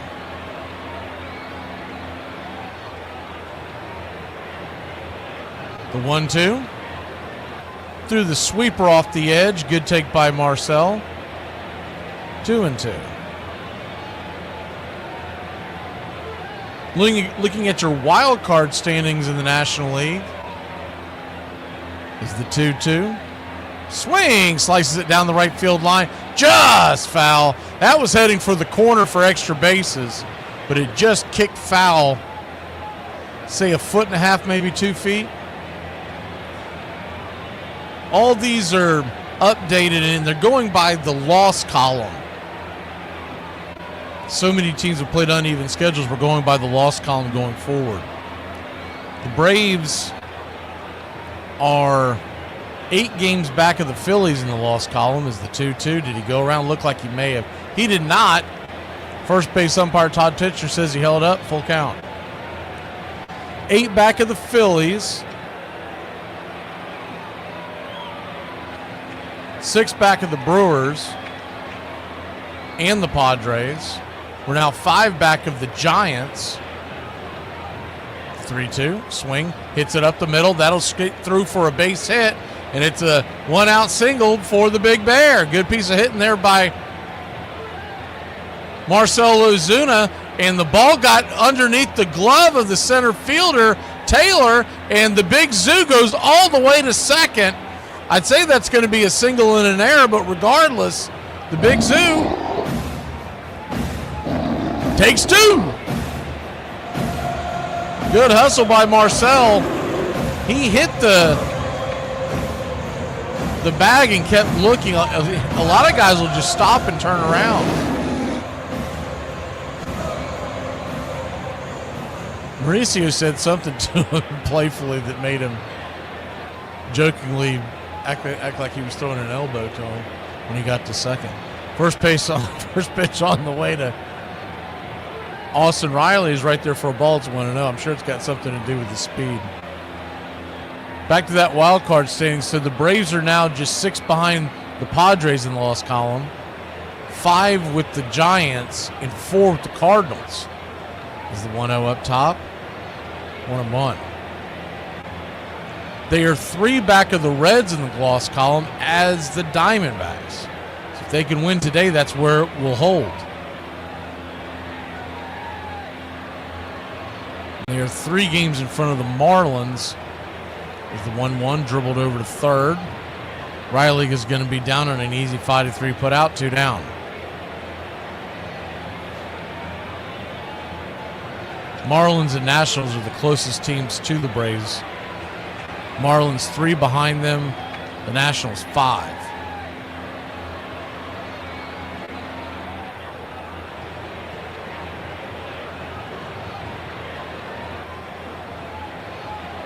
Sean Murphy, your batter. Smurf 0 for 1.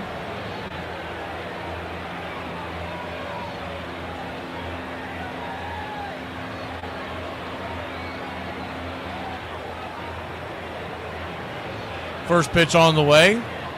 Cutter. Check swing foul. It's 0-1. Sean Murphy struck out his first time up. They did give an error on the play, as we thought they would. So Tyrone Taylor takes the error. They're scoring at home. The 0-1. Sinker right down the pipe, taken all the way. It's 0-2. Braves nothing, Mets nothing, top of the 4th.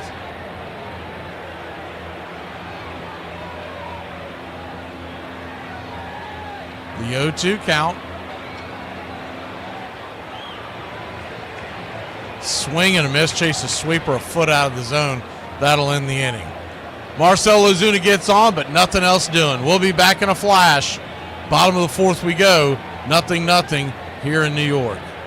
And today they were telling me that my son has a Halloween parade at his school where all the kids at his school, they dress up in their Halloween costumes and they walk around the track for however many minutes. And the parents come and they video and all that. And I was there for it last year because it was on a Monday. And my wife was telling me that he had that today. And I said, well, why didn't you guys tell me anything about it? My wife said, well, I knew you had practice and meetings, so I didn't think you're going to be able to come. And then my son said, and it's also because you're 2 and 6 and you need to be in the office working. So I can take criticism. So please don't think that, because I get it at home worse than I get it on social media. Hey, what'd you just call me? I called you an alcoholic. Well, why would you call me that? Because you're like, after we're done here, let's go have a beer. And I'm like, you've had a lot of beers this week. And you're like, well, there's a lot of reasons to have beer. Like, our daughter shot a deer, so every time we shoot a deer, we gotta have a beer. Yep. And then I've been stressed out a little bit, so I had a beer that night. And I'm like, yeah, that's coming from like the mouth of a true alcoholic. Like, it's raining, I gotta have a beer. I went and got the mail, I gotta have a beer. I mean, yes, I'm having a beer, but are you going to have a beer with me? Well, of course, I can't let you drink alone now, can I? All right, 2 Busch Lights. If he was in a race against time, Mattingly was emptying his tank. He'd hit .417 in the series. The Mariners won games 3 and 4 to tie it back up. Suddenly, the Yankees' season and maybe Don Mattingly's career were hanging in the balance. It was hard, because the whole time you think you're going to win it, you think you're going to win the series, and all of a sudden it's like, it was quick too, like it was over.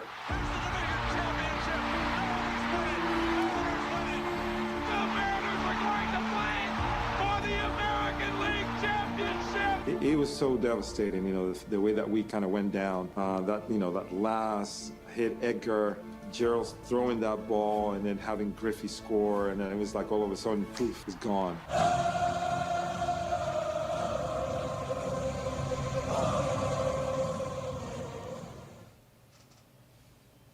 Welcome back to Braves Country Baseball. Juan Soto leads it off for the New York Mets.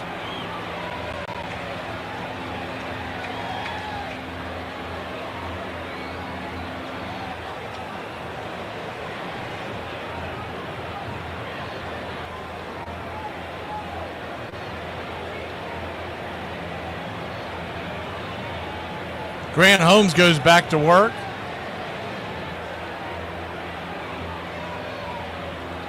First pitch on the way is a cutter down and in. It's 1-0.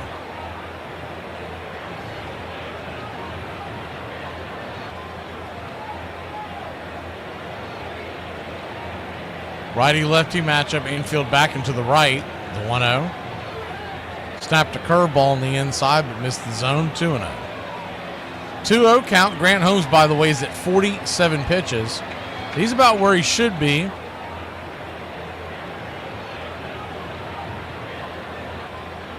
The 2-0. In the dirt, 3-0. 3-0 count. On deck is Pete Alonso. Soto, first time up, grounded out to first. Braves nothing, Mets nothing. Bottom of the fourth, game 4 of a 4-game set. The 3-0. Nowhere near the zone, ball 4. So he comes out of the dugout and fires 4 pitches out of the zone. A 4-pitch walk, and that's not how you want to start an inning. Those leadoff walks usually come home to roost.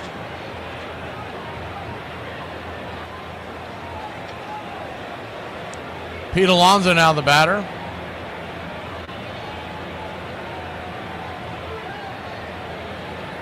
First pitch on the way is a 4-seamer nowhere near the zone, inside. 1-0. Sean Murphy's going to take it upon himself to go out there and talk to him.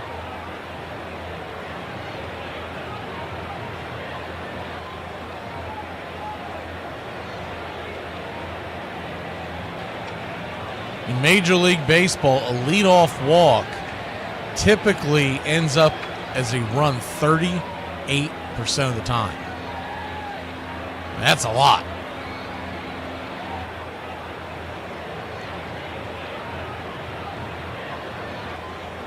Murphy goes back behind home plate. Grant Holmes brings it. First pitch swinging. Bam! Hits it high and deep. I don't know about that one. It will go off the wall. It'll stay in the park. But Acuna fires it into the infield. And somehow Alonso's only at first. Was he watching that? I got to see this replay. That went off the wall. It was a good throw back into the infield. But Alonso's not that slow.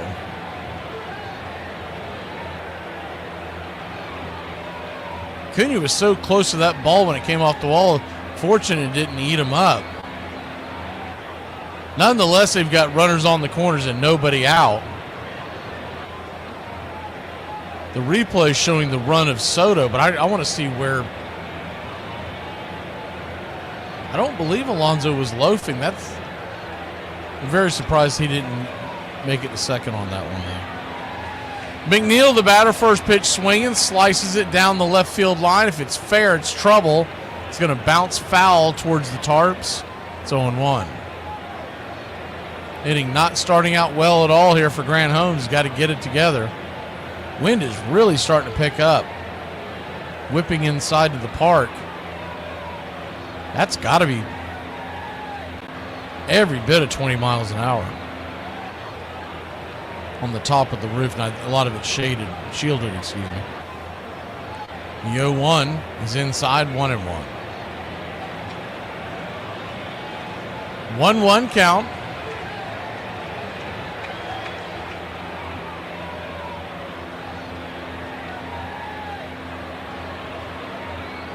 Pitch on the way. Swing and a miss. 1-2. He could really use a strikeout here. Tyrone Taylor stands on deck. McNeil struck out his first time up, as did Taylor. The infield's playing double play depth. They'll give up the run if they can turn two. The 1-2. Swing, hammers it down the first base line, but just foul.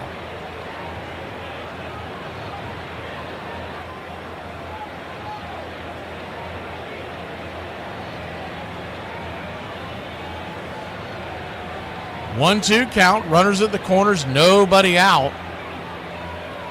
Grant Holmes looking into Murphy. Brings it. Swing, pops it up. Into center field. Michael misread it at first. Here comes the throw to the plate. They're going to hold the runner up. That's interesting. I thought for sure Soto was coming. Ball came in, it was a little... He probably scores just because the throw was up the line, but I understand why they held him, because when the ball was smacked down, it was knocked down by that wind, and Harris had to race in, and he fired the ball in. Harris normally much more accurate with the throw. They probably figured he was going to be dead meat, but it was so far up the line, there's no way Murph would have been able to tag Soto.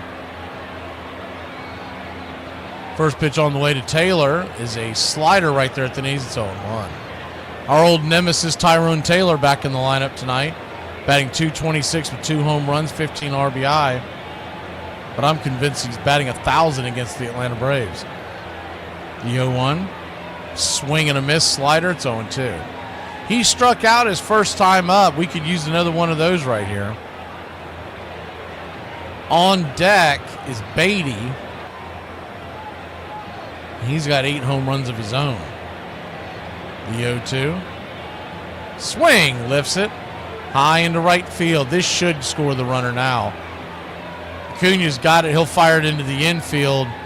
Keep Alonso at second. Good play by Acuna to keep Alonso from moving up, but the Mets do take the 1-0 lead. If he can get out of this inning with just that 1 run scored, that's going to be a victory. But just as we talked about it, when he walked, 38% of the time, the leadoff runner being walked onto, or the leadoff batter being walked, coming home to score about 38% of the time in Major League Baseball, and that continues the trend.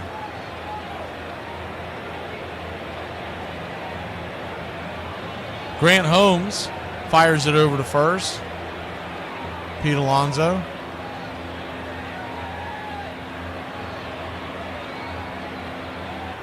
Back in plenty of time.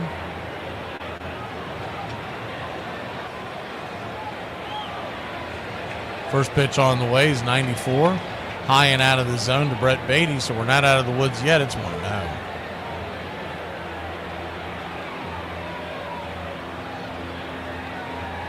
1-0 count. Swing, pops it up down the left field line. Eli giving chase, but he's going to run out of room. Somebody's hat came flying. Not sure what happened there. I don't know if a fan threw that or if he was... No, it bounced off. I don't know what happened. So, some fan's hat popped out of his hands when he was fighting for the ball. First, I thought someone had chucked it to distract Eli.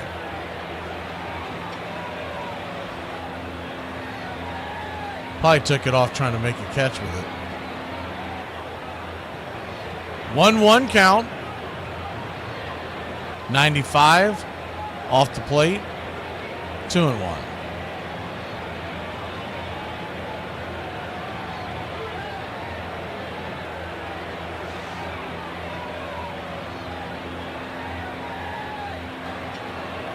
The 2-1 swing, fouls it back. We'll do it again.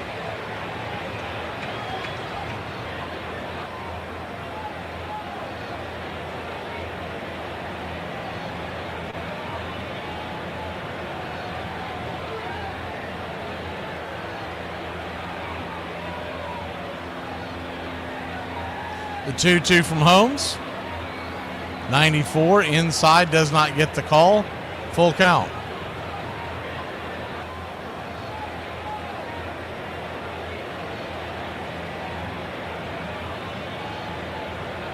Full count. Swing, slices it away. We'll do it again.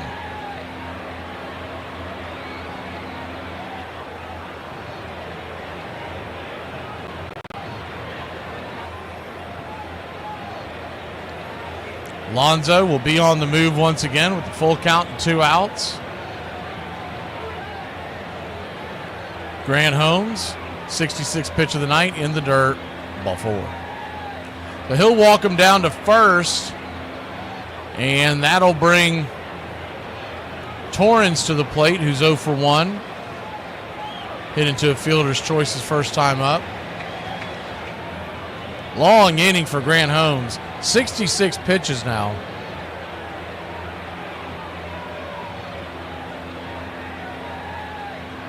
This will be his 22nd pitch of the inning.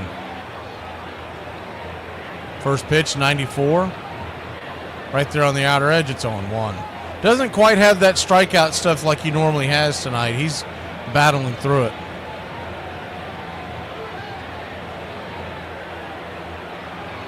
The 0-1.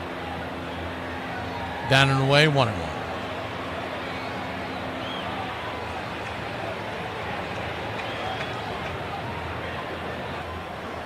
One count.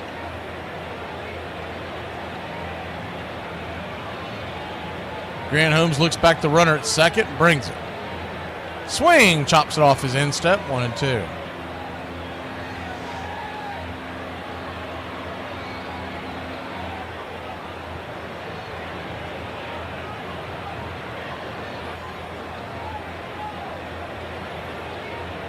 That curve got a little too much of the zone. He'd like to keep that down a little bit, but he got away with it.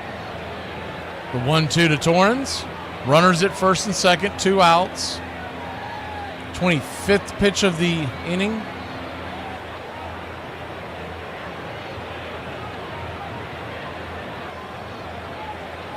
Torrens gets back into the box. Infield back into the left. Here's the pitch. Did he go around? They check down the line. He did, strike 3. So Grant Holmes, all in all, pretty good job getting out of it. We give up the run, but that's it. We come back. Ozzie, Eli, and Michael coming to the plate.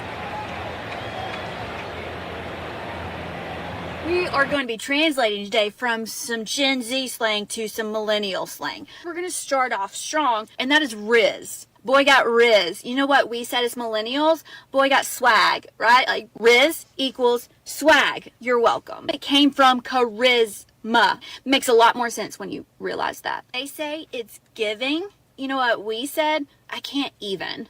Same thing as it's giving. They say less. Honestly, millennials, let's be real. We said say no more. Gen Z says cringe. We said ratchet. That's all I have for today. But if you have any more terms that you need translated into millennial, just let me know so you don't sound like a boomer. Art. I'll bet you doodlings could be considered art by some people. That's because my drawings are art. You're not an artist, dude. You're drawing with chalk. No, I'm drawing with marker and like pen and stuff. I'm just eating the chalk. Don't eat chalk. Well, it settles my stomach. My stomach's a little... If your stomach hurts, eat a Tums. What's the difference? What is chalk? Well, I'm not wasting Tums. Tums is very good to draw with. This maniac is an artist? This has been a series that fans are going to be talking about for the ages. That was just one that hurt because, I feel like we had a good team. We'd fought for so much, and it's just like the crash. An incredible series comes to a breathtaking end. There was a strange dichotomy in the clubhouse after that game. Buck Showalter in his office, after he talked to some reporters, like if you walked by the door, he was crying. Jack McDowell and David Cohn were crying. Mattingly, I remember sitting there and dealing with wave after wave of reporters, and of course, he wanted to win, but there was a little bit of exhilaration that he had finally gotten there. He always wanted to know, can I perform in this forum? And as much as winning was the most important thing, I think there was this self-pride. I didn't go out on my shield. I went out still being able to play at a decently high level. It felt like that in retrospect a little bit.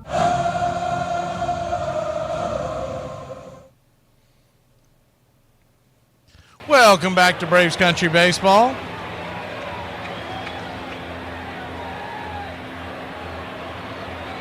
Ozzie Albies leads us off, second time through the order. Maybe he'll have better luck this time. Grounded out to second his first time up. First pitch to Warren. Swing, hammers it down the right field line. Just foul. It's 0-1. So they're leaving Warren back out there.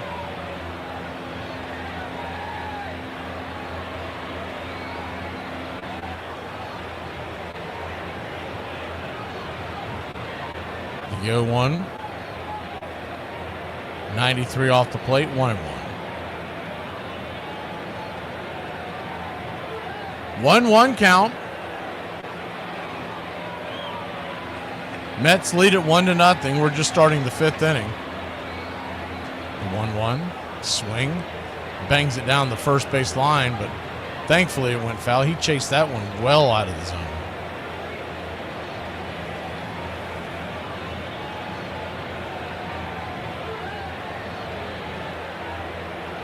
One, two.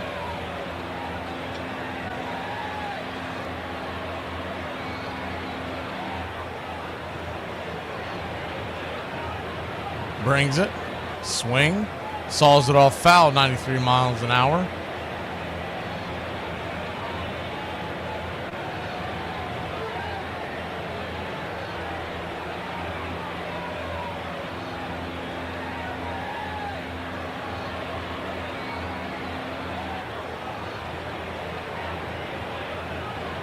The 1-2 from Warren. Outside wide changeup misses 2-2.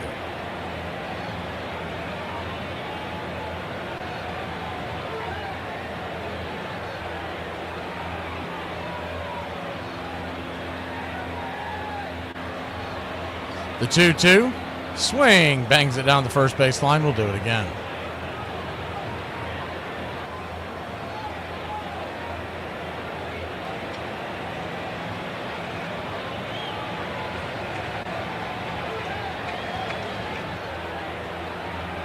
Two count. Swing and a miss, strike three. Chased a cutter. 7-8 inches off. Down and off the plate. One down.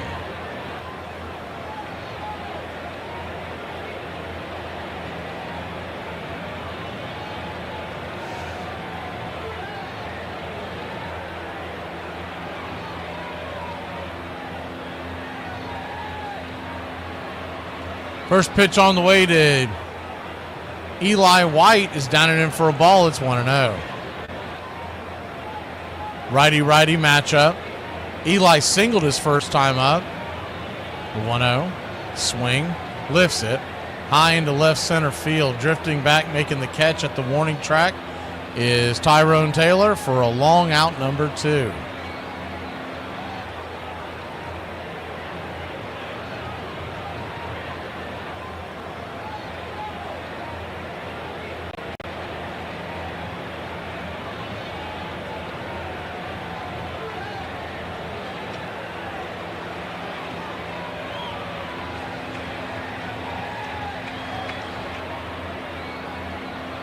First pitch to Michael Harris, sweeper, right there on the outer edge. It's 0-1.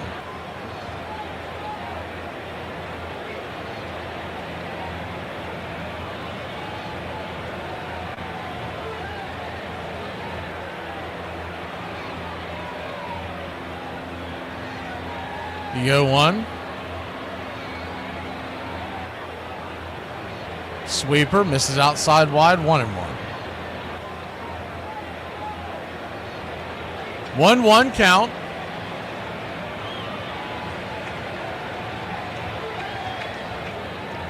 Brings it. Fouls it back. It's 1-2.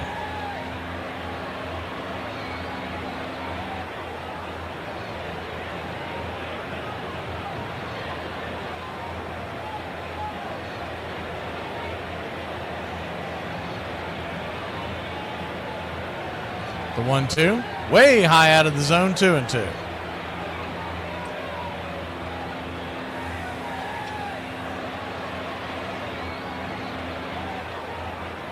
Two count.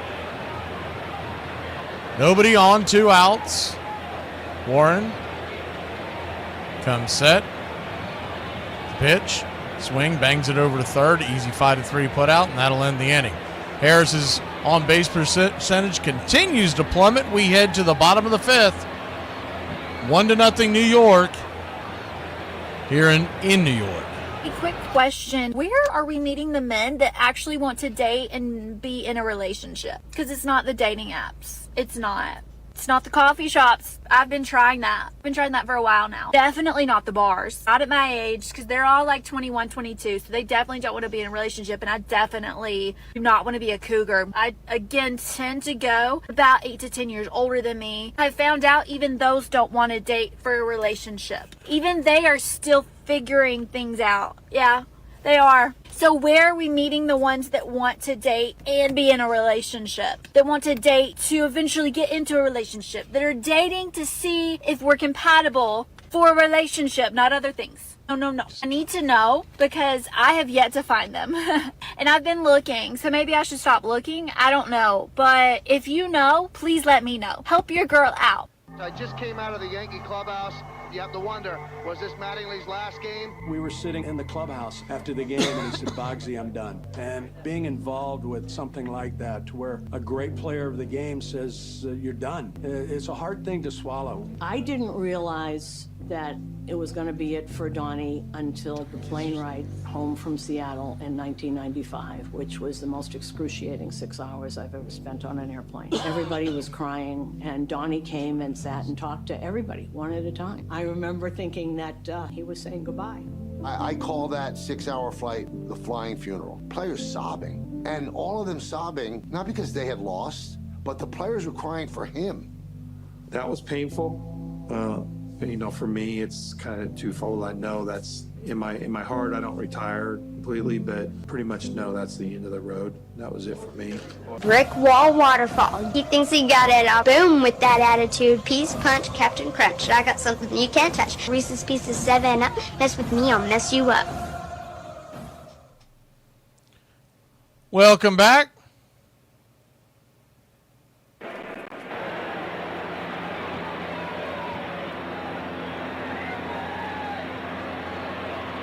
Atlanta Braves trail 1-0. We head to the bottom of the 5th. Mauricio will be the batter.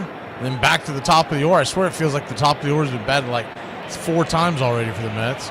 First pitch on the way is a cutter inside. Down the first base line, it's 0-1.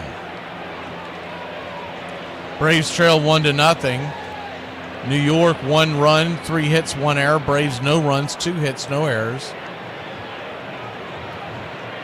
The 0-1. Outside wide 1-1. Top of the 6th inning, the Braves will have Nick Allen and then the top of the order due up with Acuna and Olsen. If anybody gets on, Ozuna. The 1-1. Swing and a miss. Slider 1-2. Grant Holmes sitting at 4 strikeouts on the night. The Mets have struck the Braves out 5 times. Griffin Canning, if you're just joining us, he left with a really ugly injury. It looked like a possible Achilles in the 3rd inning. The 1-2. Swing and a miss. Strike 3. Got him. 1 away.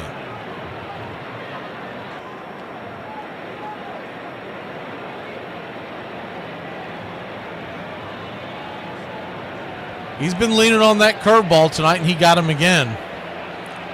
But that'll bring the top of the order of the Metropolitans for a 3rd time already. Lindor to the plate. First pitch, swing and a miss cutter. It's 0-1. The top of their order is the most dangerous part. Grant Holmes has been able to dance out of danger, giving up just the 1 run. 4th inning where the Mets put the run on, that could have been a lot worse. The 0-1. Outside wide 1-1. 1-1 count. Good to see SS Dub. Jeremy. Iron Lung. The 1-1 outside wide. 2-1. Hightower.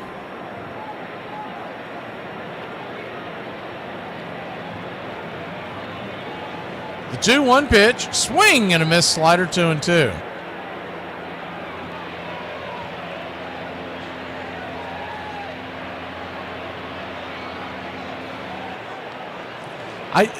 There's got to come a point in time where you have to send Michael down to the AAA, because he's never going, as the 2-2 is hammered through the hole, through for a base hit. And it's a 1-out single for the Mets. He's never going to be able to work on certain things as long as he's up on the big league level, because you're so worried about getting wins and day in and day out and playing. And you send him down to the AAA level, he's able to take on with a hitting coach and just work on hitting. Heck, he can take a few days off, not even play, and just work on what is wrong with his swing and what is wrong with his approach.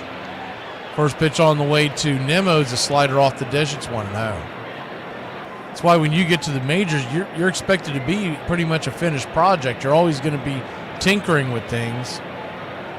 1-0. Slider misses outside wide. 2-0. 2-0 count.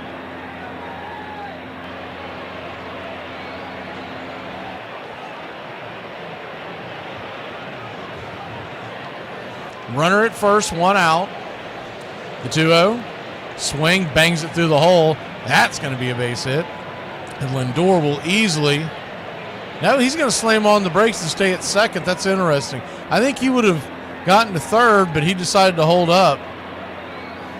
The time he started spinning around and everything, Acuna had the ball in his hand. Might have been because he had to take that little stutter step before the ball went past him. Yeah, I think that's what held him up. But you got speed on the base paths, runner at first and second, 1 out, and Juan Soto coming to the plate. This is not what Grant Holmes was looking for. Time is called, and he gets a pitcher violation. So Grant Holmes is absolutely falling apart out there. Be a good time to go out there and talk to him, Snicker.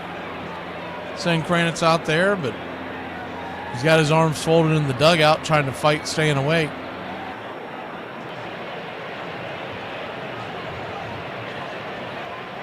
The 1-0 pitch. Fastball 95 up top. It's 1-1.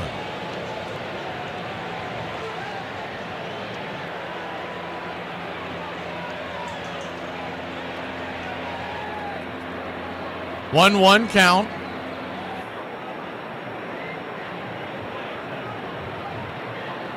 Curveball down and in. Ball 2, 2-1.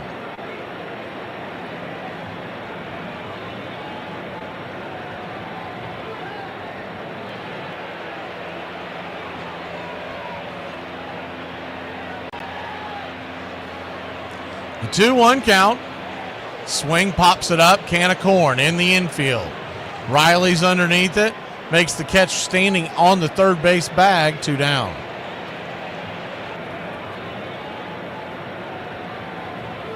They're showing these 4 fans in the outfield. They got letters spelling Soto. And I'm assuming they're doing it intentionally, but they haven't spelled Soto one time. They keep handing the letters back and forth. It's spelling oots and aughts and suit. Pete Alonso is your batter. First pitch swinging. He'll hammer it into center field. Down for a base hit, and that'll score a run. Mets lead it 2-0, and they've got runners on the corners with 2 outs. Just laid a slider over the plate, and he slapped it right back up the middle. And the Mets have taken a 2-0 lead.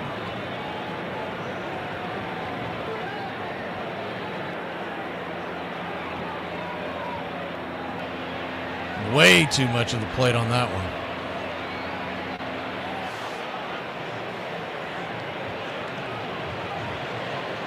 And Jeff McNeil will be the batter now. Still nothing from the dugout. Can we take a look in over there? Righty-lefty matchup. Runners on the corners. The first pitch. Curveball down and in. It's 1-0.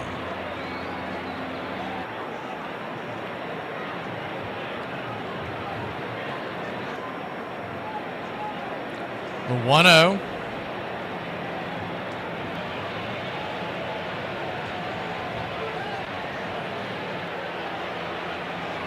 .92 up top, misses high and out of the zone. Ball 2, 2-0.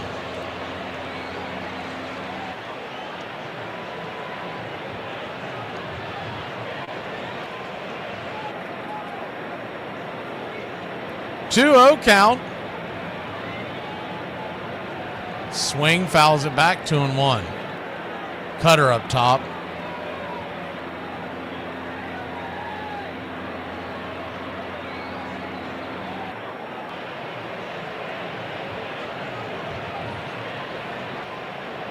Pierce Johnson is warming up in the Braves bullpen. The 2-1. 3-1.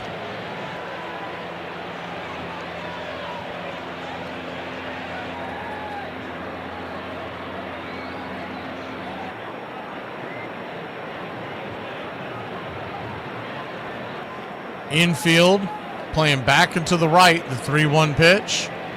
Ball 4. Nowhere near the zone, slider misses. And Grant Holmes on the ropes, getting banged around. Bases loaded, 2 outs. And Tyrone Taylor coming to the plate. Snicker not moving. Kranitz isn't going to the mound to talk to him. Smurf finally took it upon himself because he's basically saying this is ridiculous that nobody's coming out there to talk to him. He has had 2 consecutive innings of struggling performance, and nobody's out there to talk to him.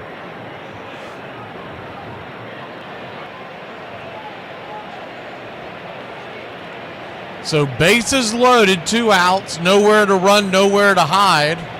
Tyrone Taylor, the batter, he's been a Braves killer over the last few years. Righty-righty matchup. The first pitch. Swing! Fouls it straight back. He was on that one. It's 0-1.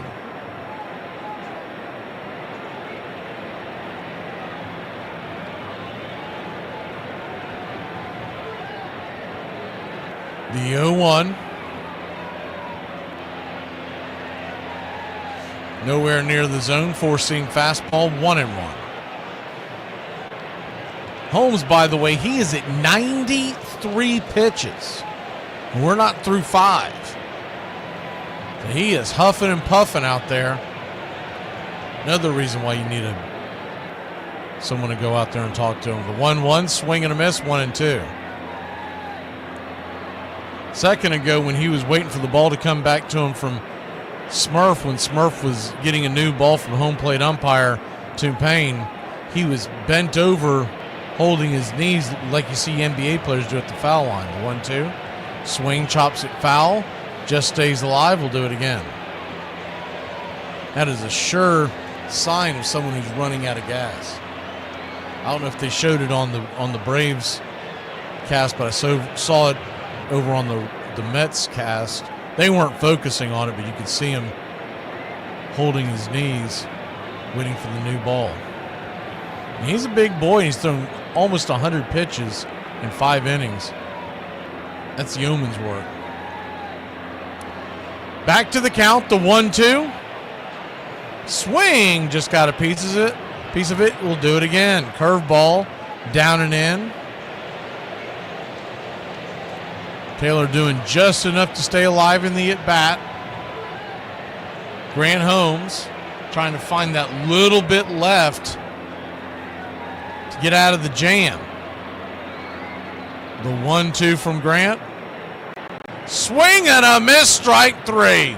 Finally missed the curveball altogether, and that'll end the inning. Gave up another run, but it could have been a lot worse while the powers that be sit on the sidelines. We'll be back in a flash here on Braves Country. What's your type? 6 foot, money, Mexican, well-mannered. Where the do you find a 6-foot Mexican? Italian food. What? You once asked what I wanted for dinner. The answer is Italian food. And maybe it's weird to meet a girl who doesn't care about carbs, and my answer to that is it's nice to meet you. Do you want to do Uber Eats or not? Maybe I'm a mess. Maybe I'm a dork.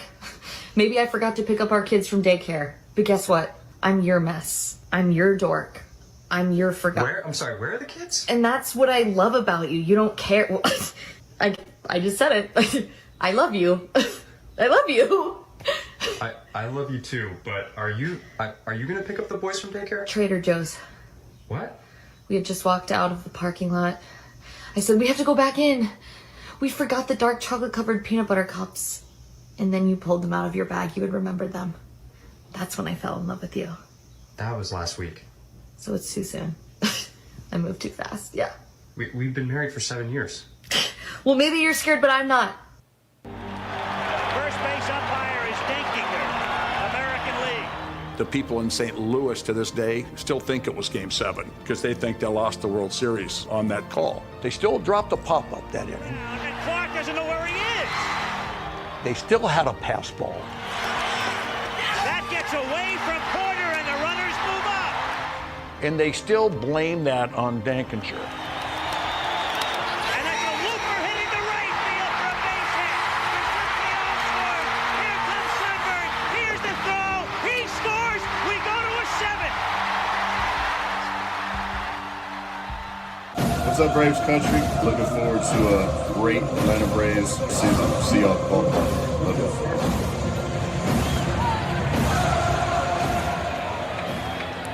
Welcome back to Braves Country Baseball. Pretty much even Steven now, because that'll be the end of Grant Holmes. They'll probably go to Pierce Johnson and start the next inning. Grant Holmes didn't have his best stuff, but fought through 5 innings of 2-run ball. 6 strikeouts is what he finished with.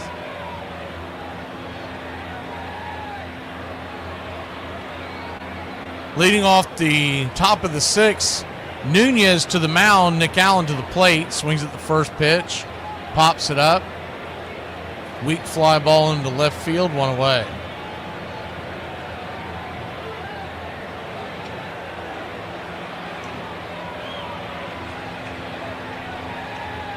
One down, 1 pitch.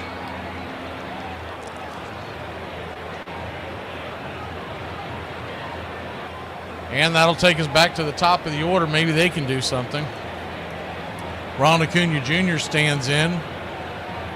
He's 0 for 2. First pitch, 99 right down the throat. It's 0-1. Strikeout and a pop out.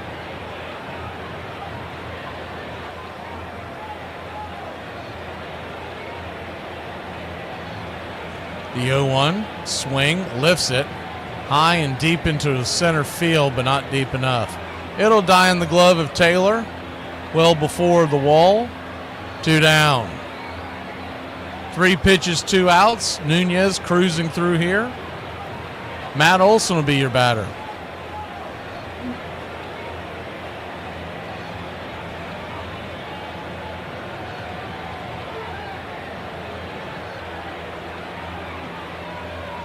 Olson, 0 for as well. The only 2 players with hits tonight are Ozuna and Eli. And this is after the Mets lost their starting pitcher in the 3rd inning. First pitch to Olson, 99 out wide. It's 1-0.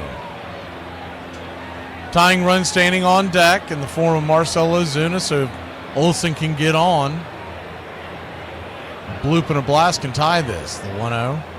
98 misses high, 2-0.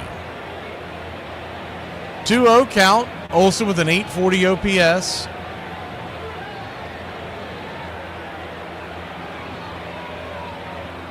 The 2-0 to Olson. 97 at the knees, 2-1.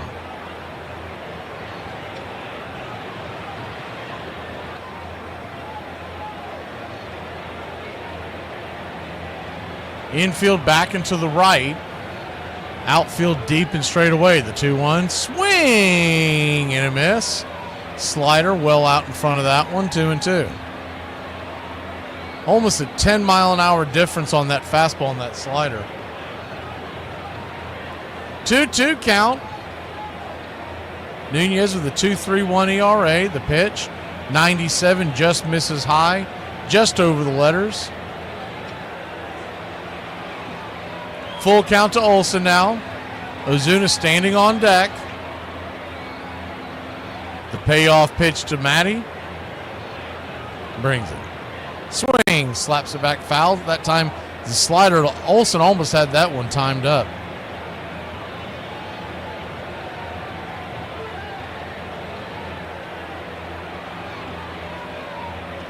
Full count.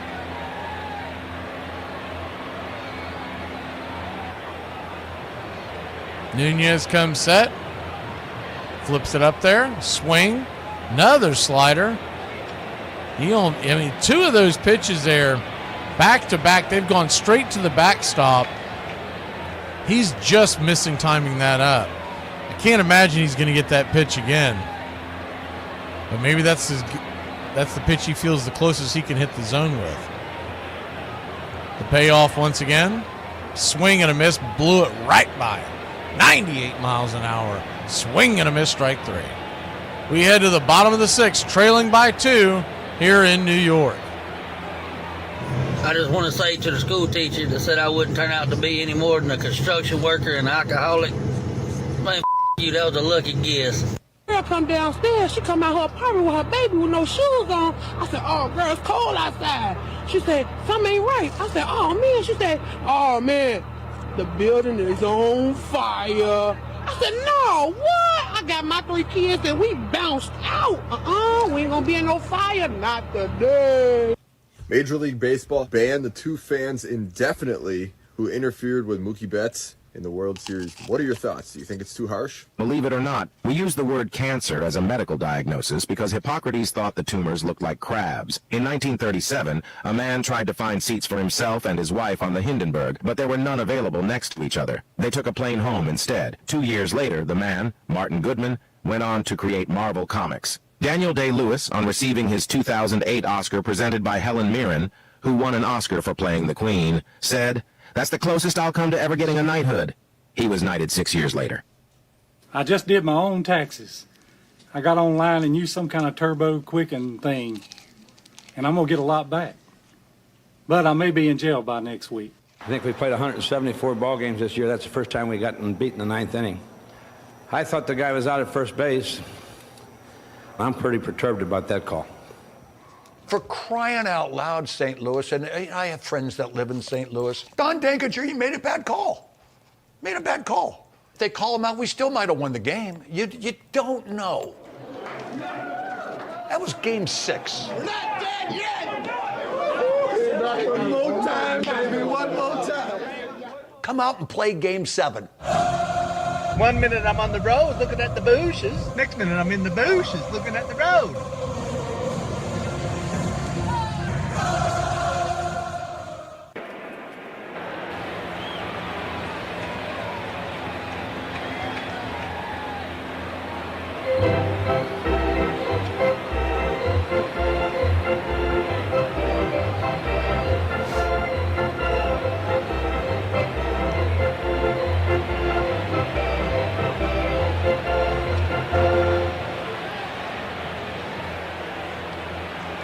Pierce Johnson comes on.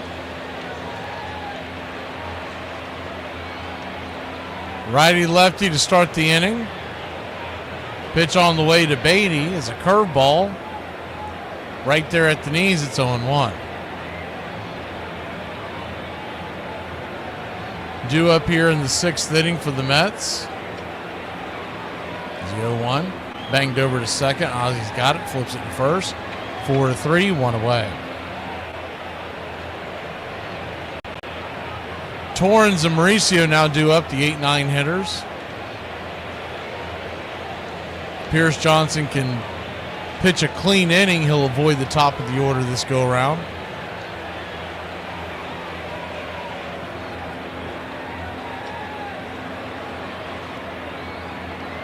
First pitch on the way to Torrens is a curveball right there on the outer edge. It's 0-1.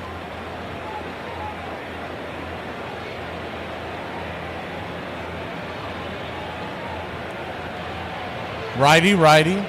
Infield back into the left. The 0-1 from PJ. Curveball misses outside. 1-1. Braves head home to face the Philadelphia Phillies tomorrow night. First pitch 7:15. Saturday as well, same time. Is the 1-1 swing and a miss, 1-2. Sunday is a day game, 1:35 first pitch.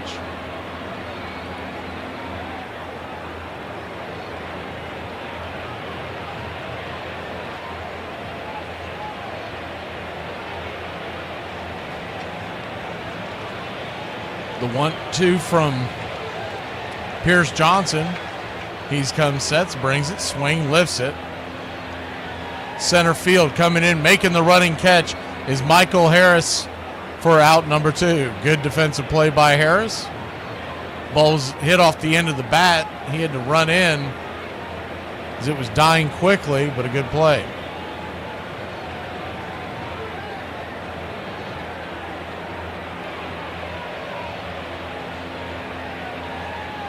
Two up, 2 down. Mauricio, the number 9 hitter tonight.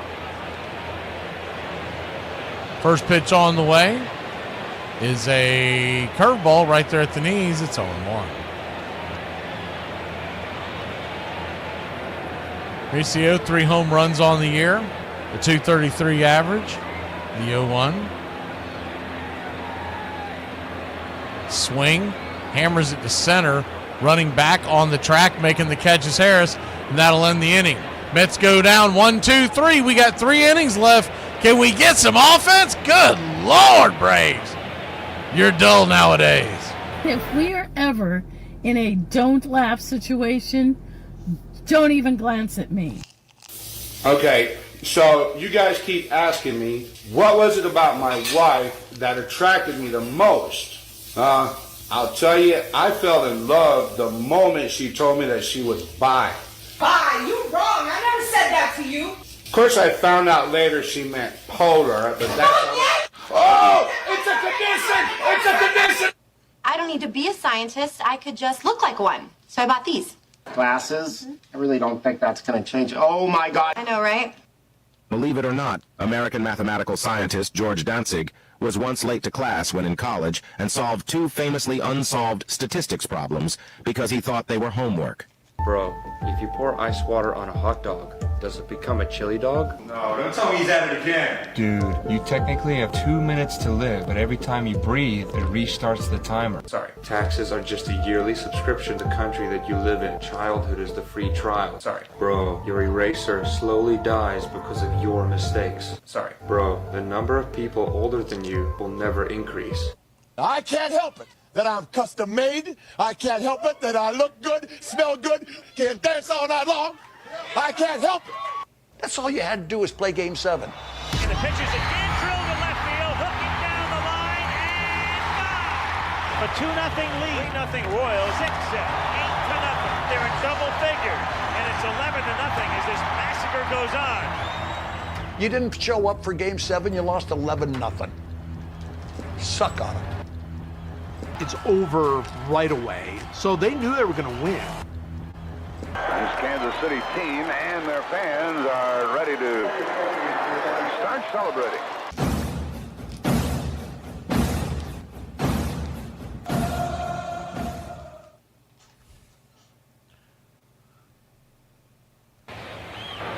Welcome back.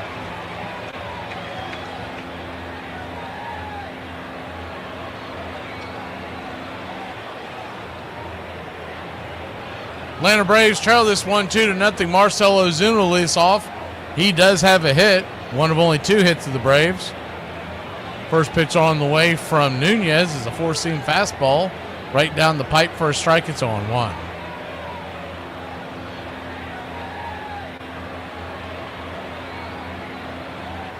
The 0-1. Down and in slider, 1-1. No, excuse me, 0-2. I don't know. I just looked at the weather this weekend for Atlanta. We may not get any of those games in. A lot of rain expected in the area. The 0-2. Caught looking strike 3. Got punched out by the home plate umpire, throwing the axe on him. 1 away. I swear if I was standing at the plate, man, I would go off on that up, man. Especially as bad as he's been behind the plate. He swings his arm, and I mean, it's very close to the batter. Austin Riley. First pitch swinging, nowhere near it. It's 0-1. Braves just seem like they're sleepwalking through this game. The number one thing your manager's supposed to be able to motivate his men. The 0-1. 98 out wide. Evens up the call at 1-1. 1-1 count.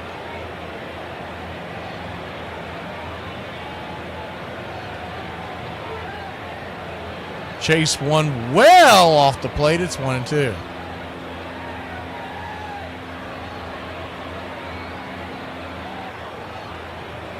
You're looking for the 8th inning, JC. That's going to be barren because you got the bottom of the order that would most likely be due up there. They got to start doing some things in this inning. The 1-2. Swing. Bangs it foul. If we don't get a hit, the 8th inning would be Ozzie, Eli, and Michael. And then you would lead off the 9th with most likely putting Nick Allen on the bench and having Drake Baldwin lead off to Acuna. The 1-2, swing, bangs it foul. Remember, we'll be facing Diaz in the 9th. He's looked pretty good.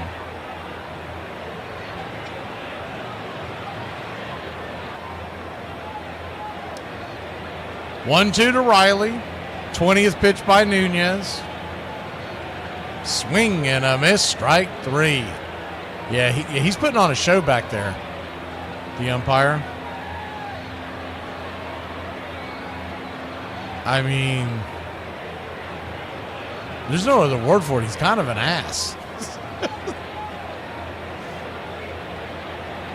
Riley probably didn't see what he did, but there was no reason. He put his arm way up in the air as the first pitch to Murphy is below the knees for a ball. It's 1-0. He brings his arm way up in the air, then slowly brought it down. It was a swing and a miss strikeout. It was not a called strike. You didn't have to do all that theatrics. The 1-0, bangs it, fouling out of play. It's 1-1. I remember Toon Payne not being a good umpire. I did not remember him being so theatrical. He wants everybody to know he's back there. 1-1 count. Swing. Fouled off his shoe. 1-2. Braves down to the last strike in this inning.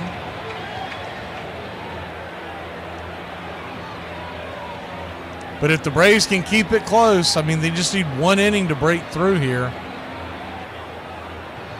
Keep them at 2 runs and see if you can, when you get back to the top of the order, see if you can come through. If we do lead an inning off with Drake to Acuna to Olsen, that's pretty formidable. 1-2's outside wide, 2-2. 2-2 count. Sean Murphy 0 for 2. The pitch. Just got a piece of that slider. Bangs it towards the third base dugout of the Atlanta Braves. We'll have Braves Country today tomorrow at noon, and then, I don't know, we'll just play the rest of the weekend by ear. I don't know how they're going to get those games in. And they're all evening thunderstorms. They weren't playing so many night games. They could get them in. The 2-2. Swing and a miss. Strike 3. Fastball blew it right by him, and home plate umpire did his dance again. We'll be back in a flash. The Braves are doing nothing offensively. Get up and stretch. All right. I can't see you. Let me hear you. All 1, 2,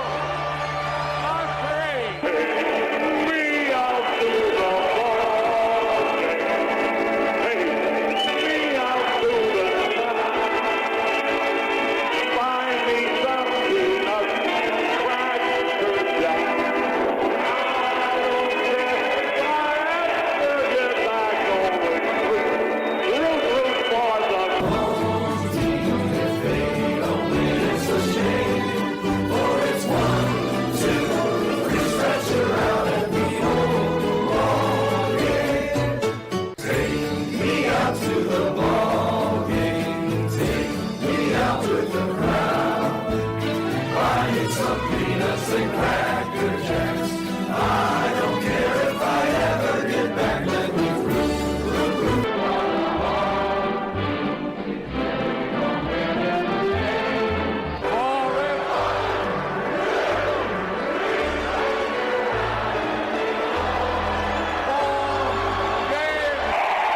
Root for the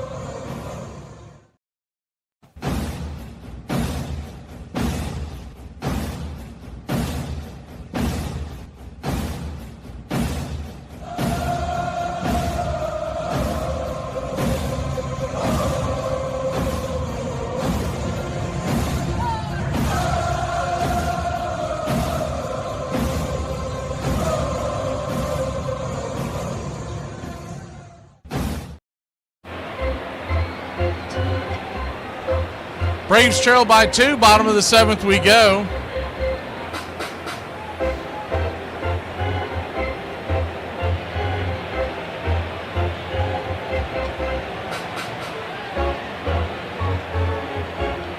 Francisco Lindor, top of the order to start it off. Dylan Dodd is on the bump. First pitch is an 86-mile-an-hour cutter right there on the inside. It's 0-1.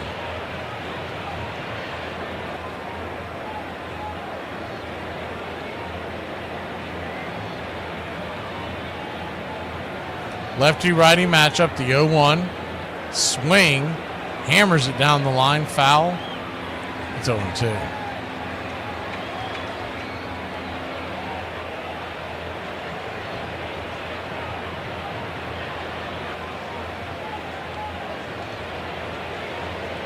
The 0-2. Hammers it down the line again. Cutter off the edge. 1-2. The Braves optioned Austin Cox down to the minor leagues today and brought up David Peterson. You know how that works. They'll have to wait another 15 days before they can bring him back up. Is the 0-2. Swing, chops it towards the mound. Dodd has it. He'll fire a perfect bullet to first base. 1-3 on the putout. Great throw by Dylan Dodd. One away. This kid continues to impress coming out of the pen.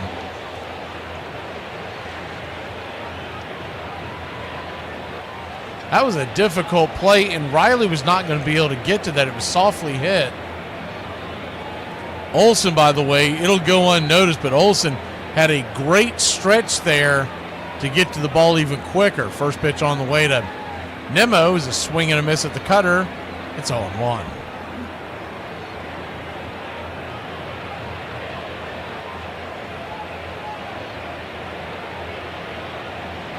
The 0-1. Lefty-lefty matchup. Swing, fouls back the cutter. 0-2.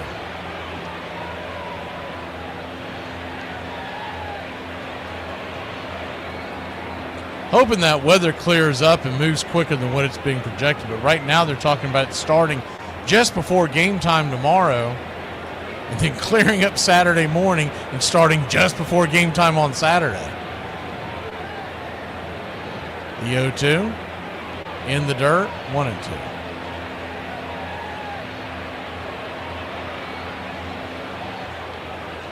I'm not sure exactly what they would do if they have to. They would actually put a doubleheader this weekend, or if they would punt it.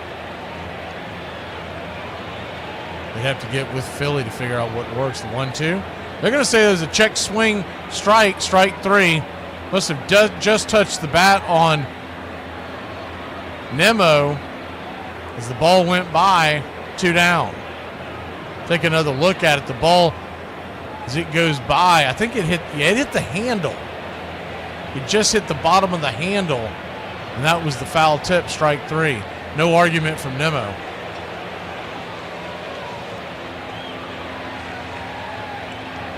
Braves and Phillies tomorrow night.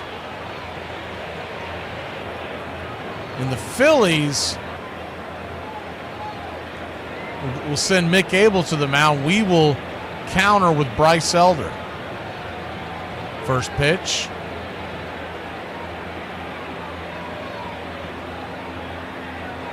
Chopped away foul. It's 0-1. Lefty-lefty matchup. Soto.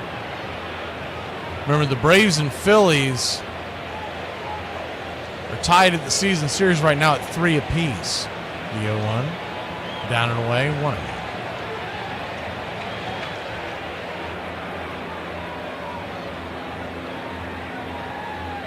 We have 3 in Atlanta this weekend. Then we go to Philadelphia for 4 in August. And what I would like to know is the 1-1 pitch is hammered into right field. That's down for a base hit. Cunha cuts it off to keep Soto to a single, a long single, 2 down. How in the world did we draw the short straw in both of these series when you know darn good and well, Major League Baseball, that the Braves and the Mets and the Phillies are the 3 top teams in the division, and we play each other 13 times apiece between the Mets and the Braves and the Braves and the Phillies, and we play 7 on the road and 6 at home in both of them. You think they would take turns with it as the first pitch on the way is a cutter to Alonso up top for a strike. It's 0-1. You would think that if the Mets are going to have 7 at home, 6 in Atlanta, then the Braves would have 7 at home versus Philly, 6 in Philly, and then give the Phillies the home nod against the Mets and just keep it even and do that every year, just rotate them.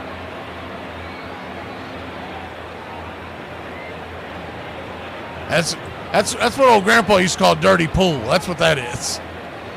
1-1 to Alonso. Swing. Hammers it foul down the third baseline. It's 1-2. 1-2 count.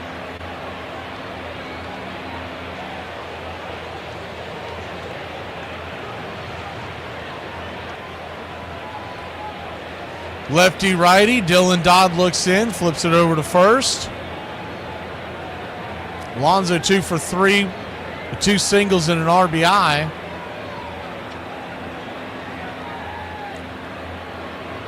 But yeah, when you think about that, I mean, it's ridiculous that we have to play 7 in Philly and 7 in New York. The 1-2. Swing, hammers it down the left field line. That is a fair ball. That's going to get down for days. Here comes Soto. He's going to slam on the brakes as Eli White did a great job of hustling down the line, getting it off the wall and holding it to just a 2-bagger.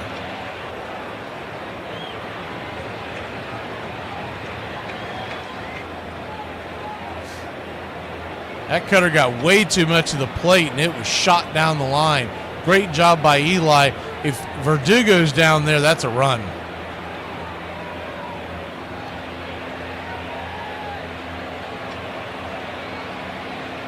So 2 on, 2 out.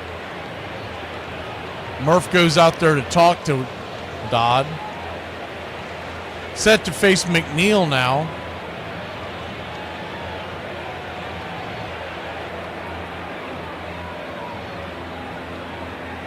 Mets trying to break this open. 2-0 your score. Braves still will have the top of the order come up at least one more time in this game. So they need to keep it right here where it's at. 2 on, 2 out, second and third, lefty. First pitch swinging. That ball's going to get dumped into center field. That's down for a base hit. And the New York Mets will score 2 runs, and it's 4-0. First pitch swinging. The Rat smacked it over Nick Allen's head. And they have taken a 4-0 lead.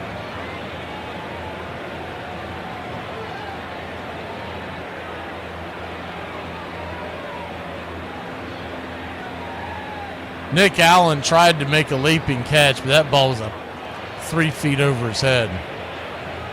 Just dinked it. Pretty good effort by Allen, all in all. By the time Harris got to it, he had nothing he could do but to throw it into the infield.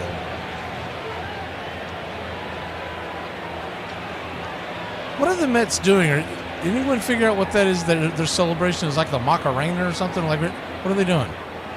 They're going to pinch run. Looks like that's Janikowski coming in for McNeil.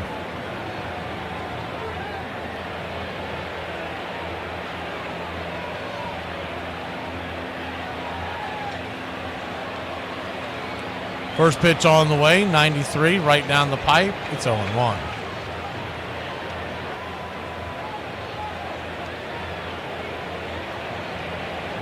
Yeah, John, they were up 3-0 in that game and 4-1. They were never up 4-0. The 0-1, swing and a miss. 0-2. No 2 count.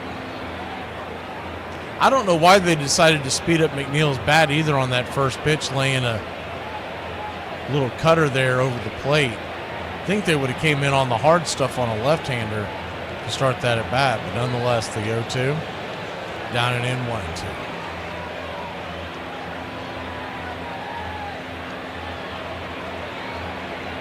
One-two count.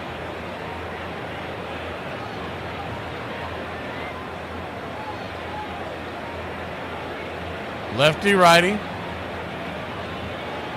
Pitch. Hammered over to third, but Riley's got it. Flips it to first, and that'll end the inning. But not for the Mets. Put 2 more on the board. It's 4-0. We go to the 8th. Ozzie Albies leads us off.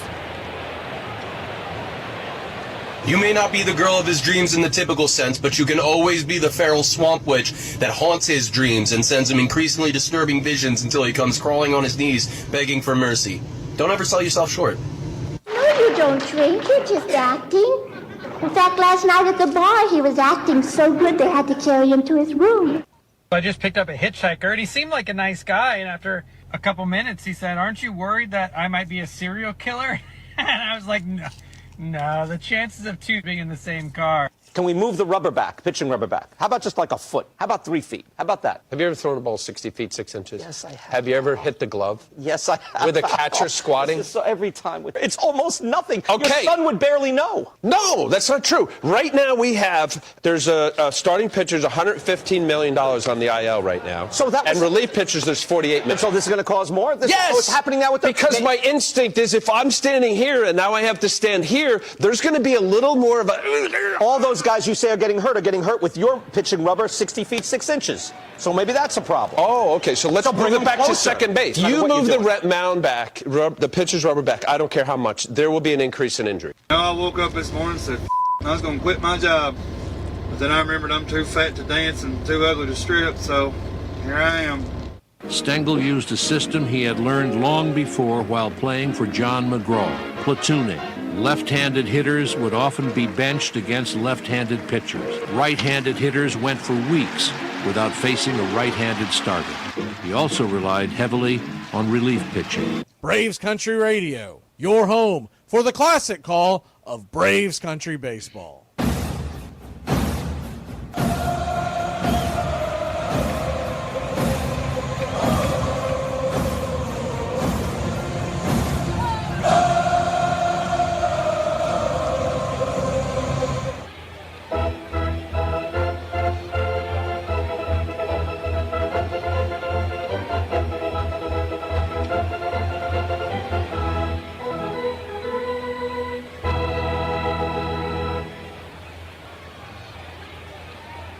Welcome back.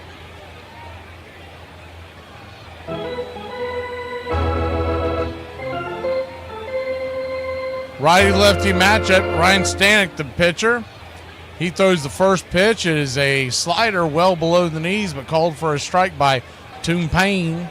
It's 0-1. The 0-1. Swing. Drags it foul down the right field line. It's 0-2. Ozzie Albies tonight, another nothing burger. He is grounded out and struck out. The 0-2. Swing, lifts it into center field. Lazy fly ball, one down. Eli White, one of just two Atlanta Braves to get a base hit, will come to the plate with one out here in the inning. Harris moves to the on-deck circle.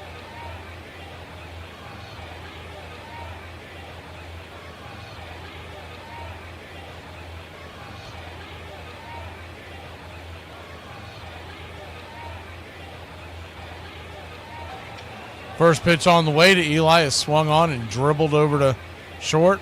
6-3, 2 down. So just like that, more at bats given up. And the Braves quickly with 2 outs here in the 8th.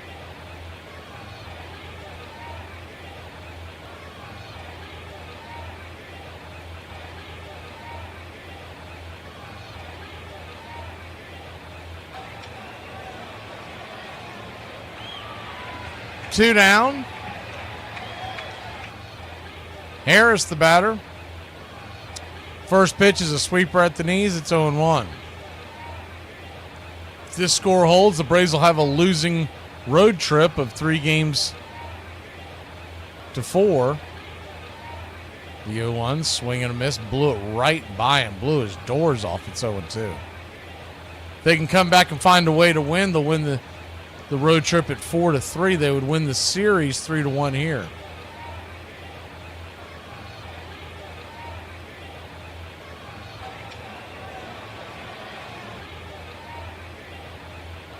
The 0-2 count.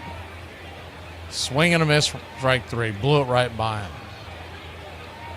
I wonder if your batting average can go into the negative. That's where Michael Harris is heading. We'll be back in a flash. Bottom of the 8th we go, 4-0. I said, if you want to live to see tomorrow, you better start frying them eggs a little bit better than what you're frying. I'm tired of eating sloppy, slimy eggs. Are oranges named oranges because oranges are orange? Or is orange named orange because oranges are orange? Did you seriously just say orange 8 times in one sentence and it actually makes sense? Bro, what happens to the car if you press the brake and the accelerator at the same time? Does it take a screenshot? Dude, if we have watermelon, shouldn't we also have fire melon, earth melon, and air melon? The Ella melons. Really? He's the favorite? There she is.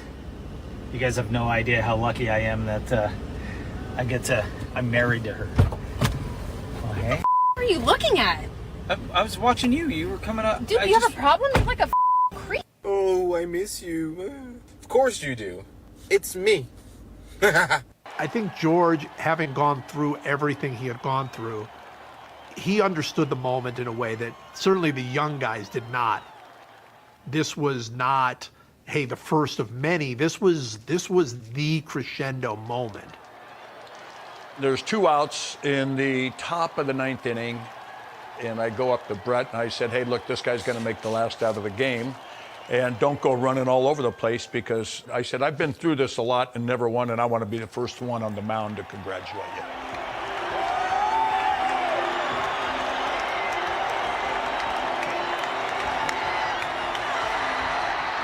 To Motley for the title.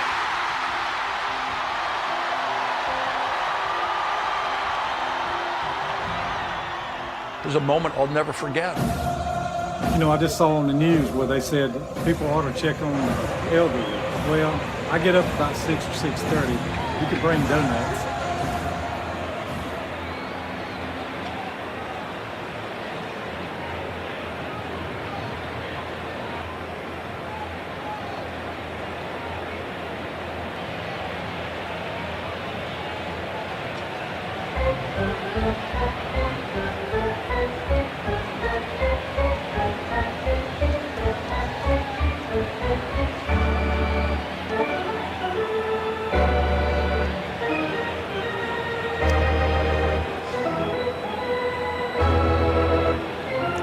Michael Peterson comes on in the 8th inning. Braves trailing by 4. First pitch on the way. 98 inside. Misses well inside the zone. It's 1-0. The Mets will head to Pittsburgh to take on the Pirates for a vacation getaway Friday, Saturday, Sunday. They don't even face Paul Skeens. 1-0 misses inside, 2-0. Braves head home to take on Philadelphia.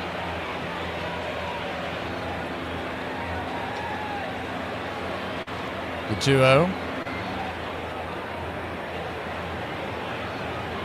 Swing and a miss, 98, 2-1.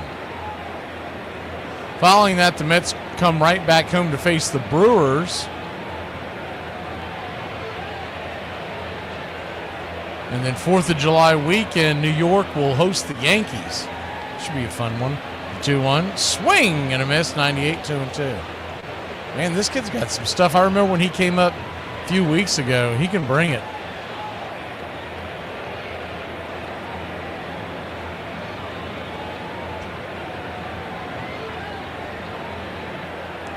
Michael Peterson, 6'7", 31-year-old. Out of the United Kingdom.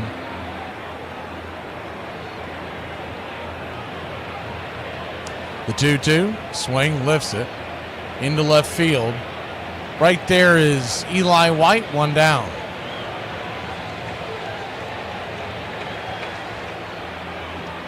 One away.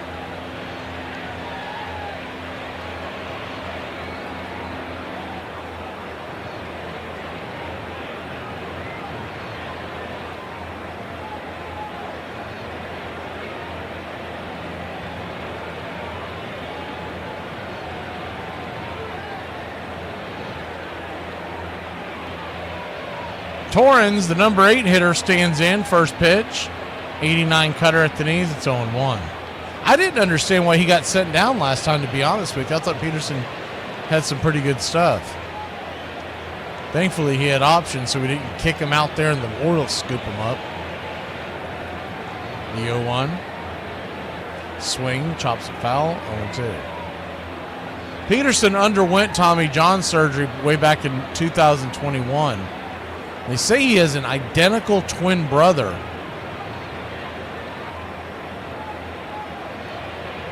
Who also plays baseball. They don't have it listed where he's playing at. I don't believe it's in the majors or in any of the farm system. As the 0-2's fouled back, we'll do it again.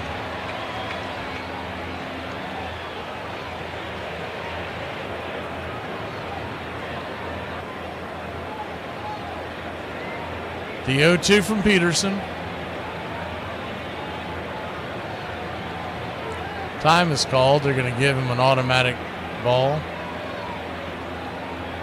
And of course, Tom Payne has to jump out there and make a big deal. I mean, he acts like he's in a Broadway show.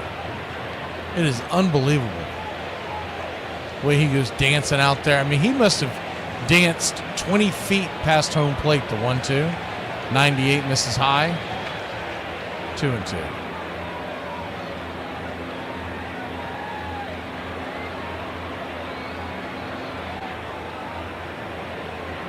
Two count.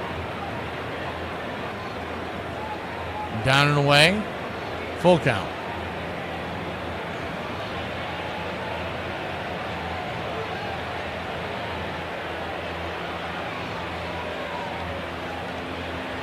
Peterson represented Great Britain in as the 3-2 is lifted into right field, caught by Acuna 2 away. He represented Great Britain in the WBC back in 2023 after he came off the Tommy John.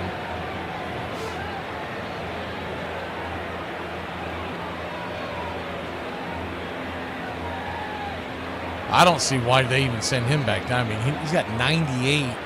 And he's been pretty darn impressive. It's a good long man to have out there in the bullpen. First pitch on the way is swung on and chopped to the backstop. It's 0-1. Number 9 hitter Mauricio at the plate.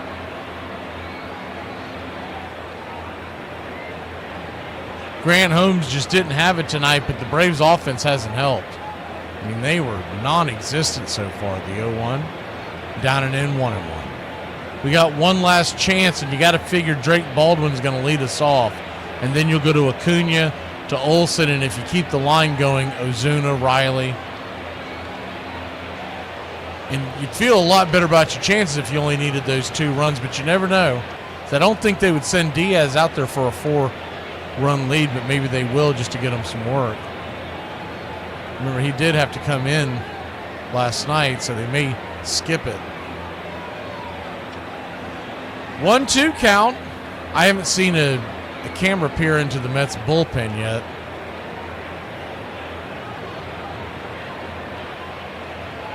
Pitch on the way, in the dirt.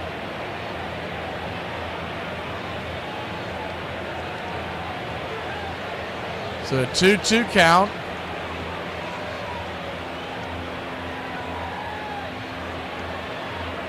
Braves trail by 4. The pitch. Inside, 98 almost got him up and in. Full count.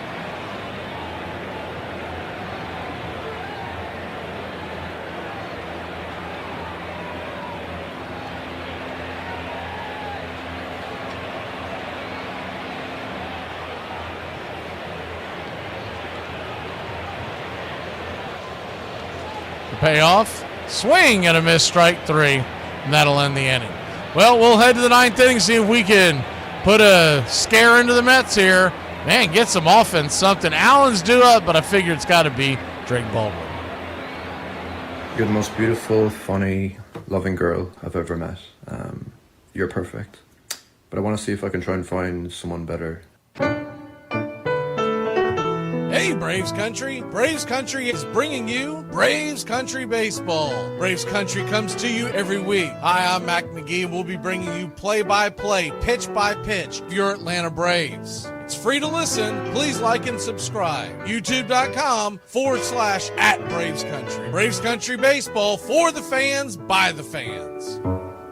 Well, Well, I actually patterned my look after what they called the town tramp in my hometown when I was a little girl. I thought she was so beautiful, and everybody used to say, oh, she ain't nothing but trash. And I used to say, well, that's what I'm going to be when I grow up, trash. The 4-year stretch that Craig Kimbrell had in Atlanta was the best we've ever seen a closer be. He had 4 years in a row where he got 46 saves, 52 saves, 50, and 47. He was top 5 in Cy Young in 2 of those years, top 10 in all 4 of those years, and in that 52 save year, he had a 1.01 ERA. You guys make proclamations. You don't make predictions. You're pompous. That's why you guys. Well, why are you listening? Gabish? Why are you listening? I listen because I hate you guys. If you grew up in an American League city in the 1950s, you basically hated the Yankees. This was Casey's juggernaut, which won 9 pennants in 11 years, 5 World Series in a row. There's never been dominance like it at any other time in the history of baseball. Some people criticized Stengel and said he was just a push-button manager, but he knew which buttons to push.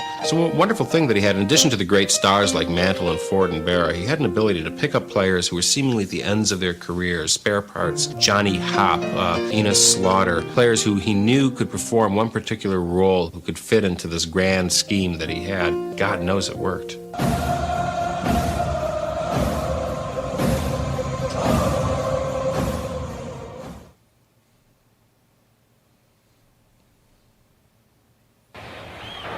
It will be Diaz coming on for a 4-run closing of the game. Won't be a save opportunity. Sometimes that'll rattle a closer, so you never know. He's on to face Drake Baldwin, and then we go to the top of the order. First pitch on the way to the Drake is 96, misses high and out of the zone.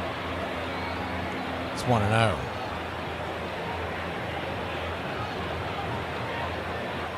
The 1-0. Four-seam fastball. Inside, 1-1. 1-1 count. 94, misses off the plate. 2-1. Braves trail 4-0. Just 2 base hits in the entire night against the Mets bullpen. The 2-1, down and in. 3-1. Mets starter Griffin Canning came out with what basically looked like what happened to Soroka many years ago. An Achilles as he came off the mound, the 3-1. Swing, pops it up. Lazy fly ball into center, easy catch by Taylor, 1 down. Canning gave up 1 hit. After that, Warren, Nunez, Stanek, Diaz, they have shut the Braves down. Braves have not had a base hit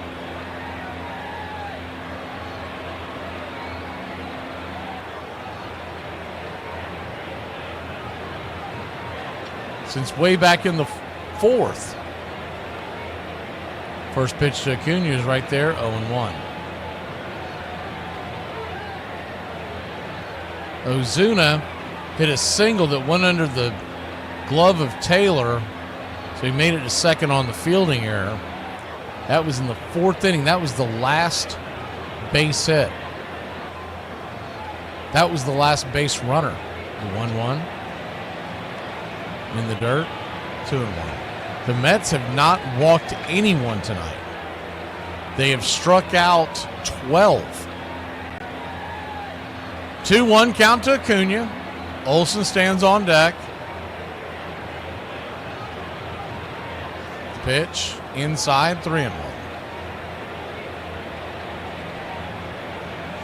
That is remarkable. Great job by Tim Heyer and that entire hitting staff. The 3-1 slider right there, turns it into a full count. You don't have a base runner since the 4th inning against the Mets bullpen that did not expect to have to do this today. The 3-2, swing, fouls it back, we'll do it again.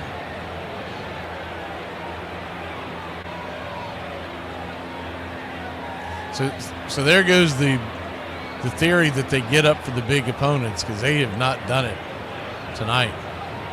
The payoff pitch, swing, chops it down the line, foul. Tomorrow night will be Mick Abel, the rookie, and then they'll see a couple of left-handers on the weekend.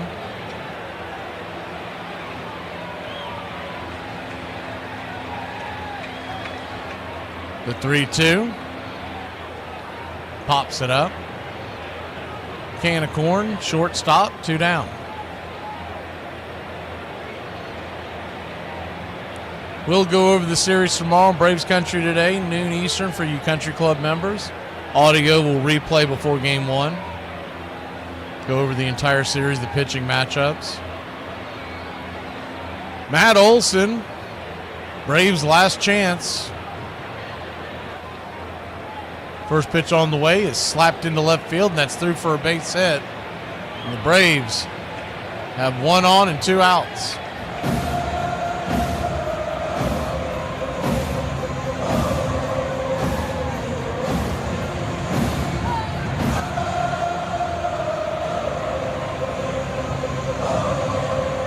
Fastball on the outer edge, and he just shot it against the defense.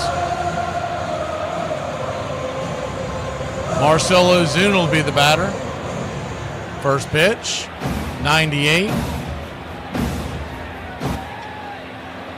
They said he went around. Bad call by first base umpire Todd Titchener, 0-1. Oof. The 0-1. 98, that is a strike. It's 0-2. Braves are down to their last strike. Mets fans to their feet. The 0-2. Outside wide, 1-2. If Ozuna can get on, Riley stands on deck. The tying run, Sean Murphy is in the hold. The 1-2. Swing and a miss, strike 3. Blew it right by him. Atlanta Braves drop a pathetic performance in New York to finish the series. They lose 4-0. They get 2 hits, did not get one after the 4th inning, did not have a base runner until Matt Olson's 2-out single, and they'll split the series and fall back down to 6 games under 500. They'll head home. All is not lost. They did split the series here. They'll head home to face the Phillies. If they can win that series, they'll be back on the right track, and it gets much easier with the schedule in July heading into the All-Star break. We'll go over all of it noon Eastern here on Braves Country. Y'all have a great night, Braves Country. Sorry this was such a stinker. See you tomorrow.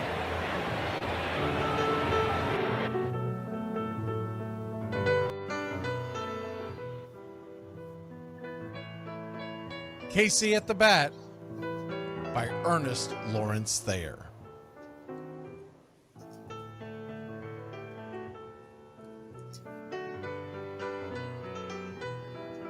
The outlook wasn't brilliant for the Mudville Nine that day. The score stood 4-2, but with 1 inning more to play. And when Cooney died at first and Barrows did the same, a pall-like silence fell upon the patrons of the game.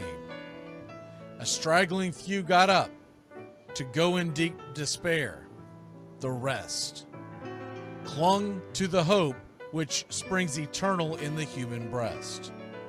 They thought, if only Casey could but get a whack at that, we'd put up even money now with Casey at the bat. But Flynn preceded Casey, as did Jimmy Blake, and the former was a hoodoo while the latter was a cake.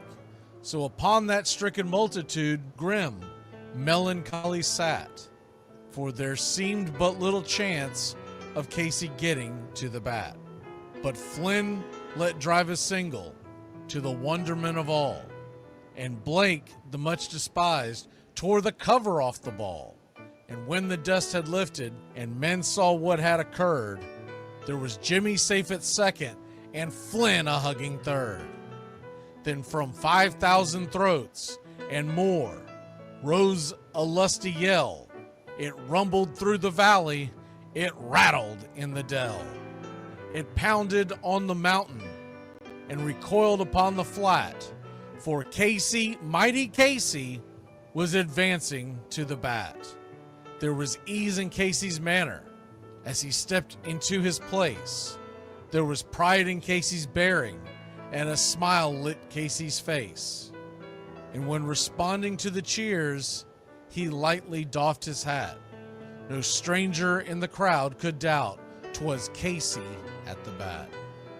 10,000 eyes were on him as he rubbed his hands with dirt. 5,000 tongues applauded when he wiped them on his shirt. Then while the writhing pitcher ground the ball into his hip, defiance flashed in Casey's eye, a sneer cooled Casey's lip. And now the leather-covered sphere came hurtling through the air, and Casey stood a-watching it in a haughty grandeur there. Closed by the sturdy batsman, the ball unheeded sped. That ain't my style, said Casey. Strike one, the umpire said. From the benches black with people, there went up a muffled roar, like the beating of a storm waves on a stern and distant shore. Kill him! Kill the umpire! Shouted someone on the stand, and it's likely they'd have killed him had not Casey raised his hand. With a smile of Christian charity, great Casey's visage shone. He stilled the rising tumult, he bade the game go on. He signaled to the pitcher, and once more the dun sphere flew. But Casey ignored it, and the umpire said, "Strike two!" "Fraud!" cried the maddened thousands, and echoed answered, "Fraud!" But one scornful look from Casey, and the audience was awed. They saw his face grow stern and cold. They saw his muscles strain, and they knew that Casey wouldn't let that ball go by again. The sneer is from Casey's lip. His teeth are clenched in hate. He pounds with cruel violence his bat upon the plate. And now the pitcher holds the ball, and now he lets it go. And now the air is shattered by the force of Casey's blow. Oh, somewhere in the favored land, the sun is shining bright. The band is playing somewhere, and somewhere hearts are light. And somewhere men are laughing, and somewhere children shout. But there is no joy in Mudville. Mighty Casey has struck out. Casey at the Bat, Ernest Lawrence Thayer, published June 3rd, 1888. San Francisco Examiner.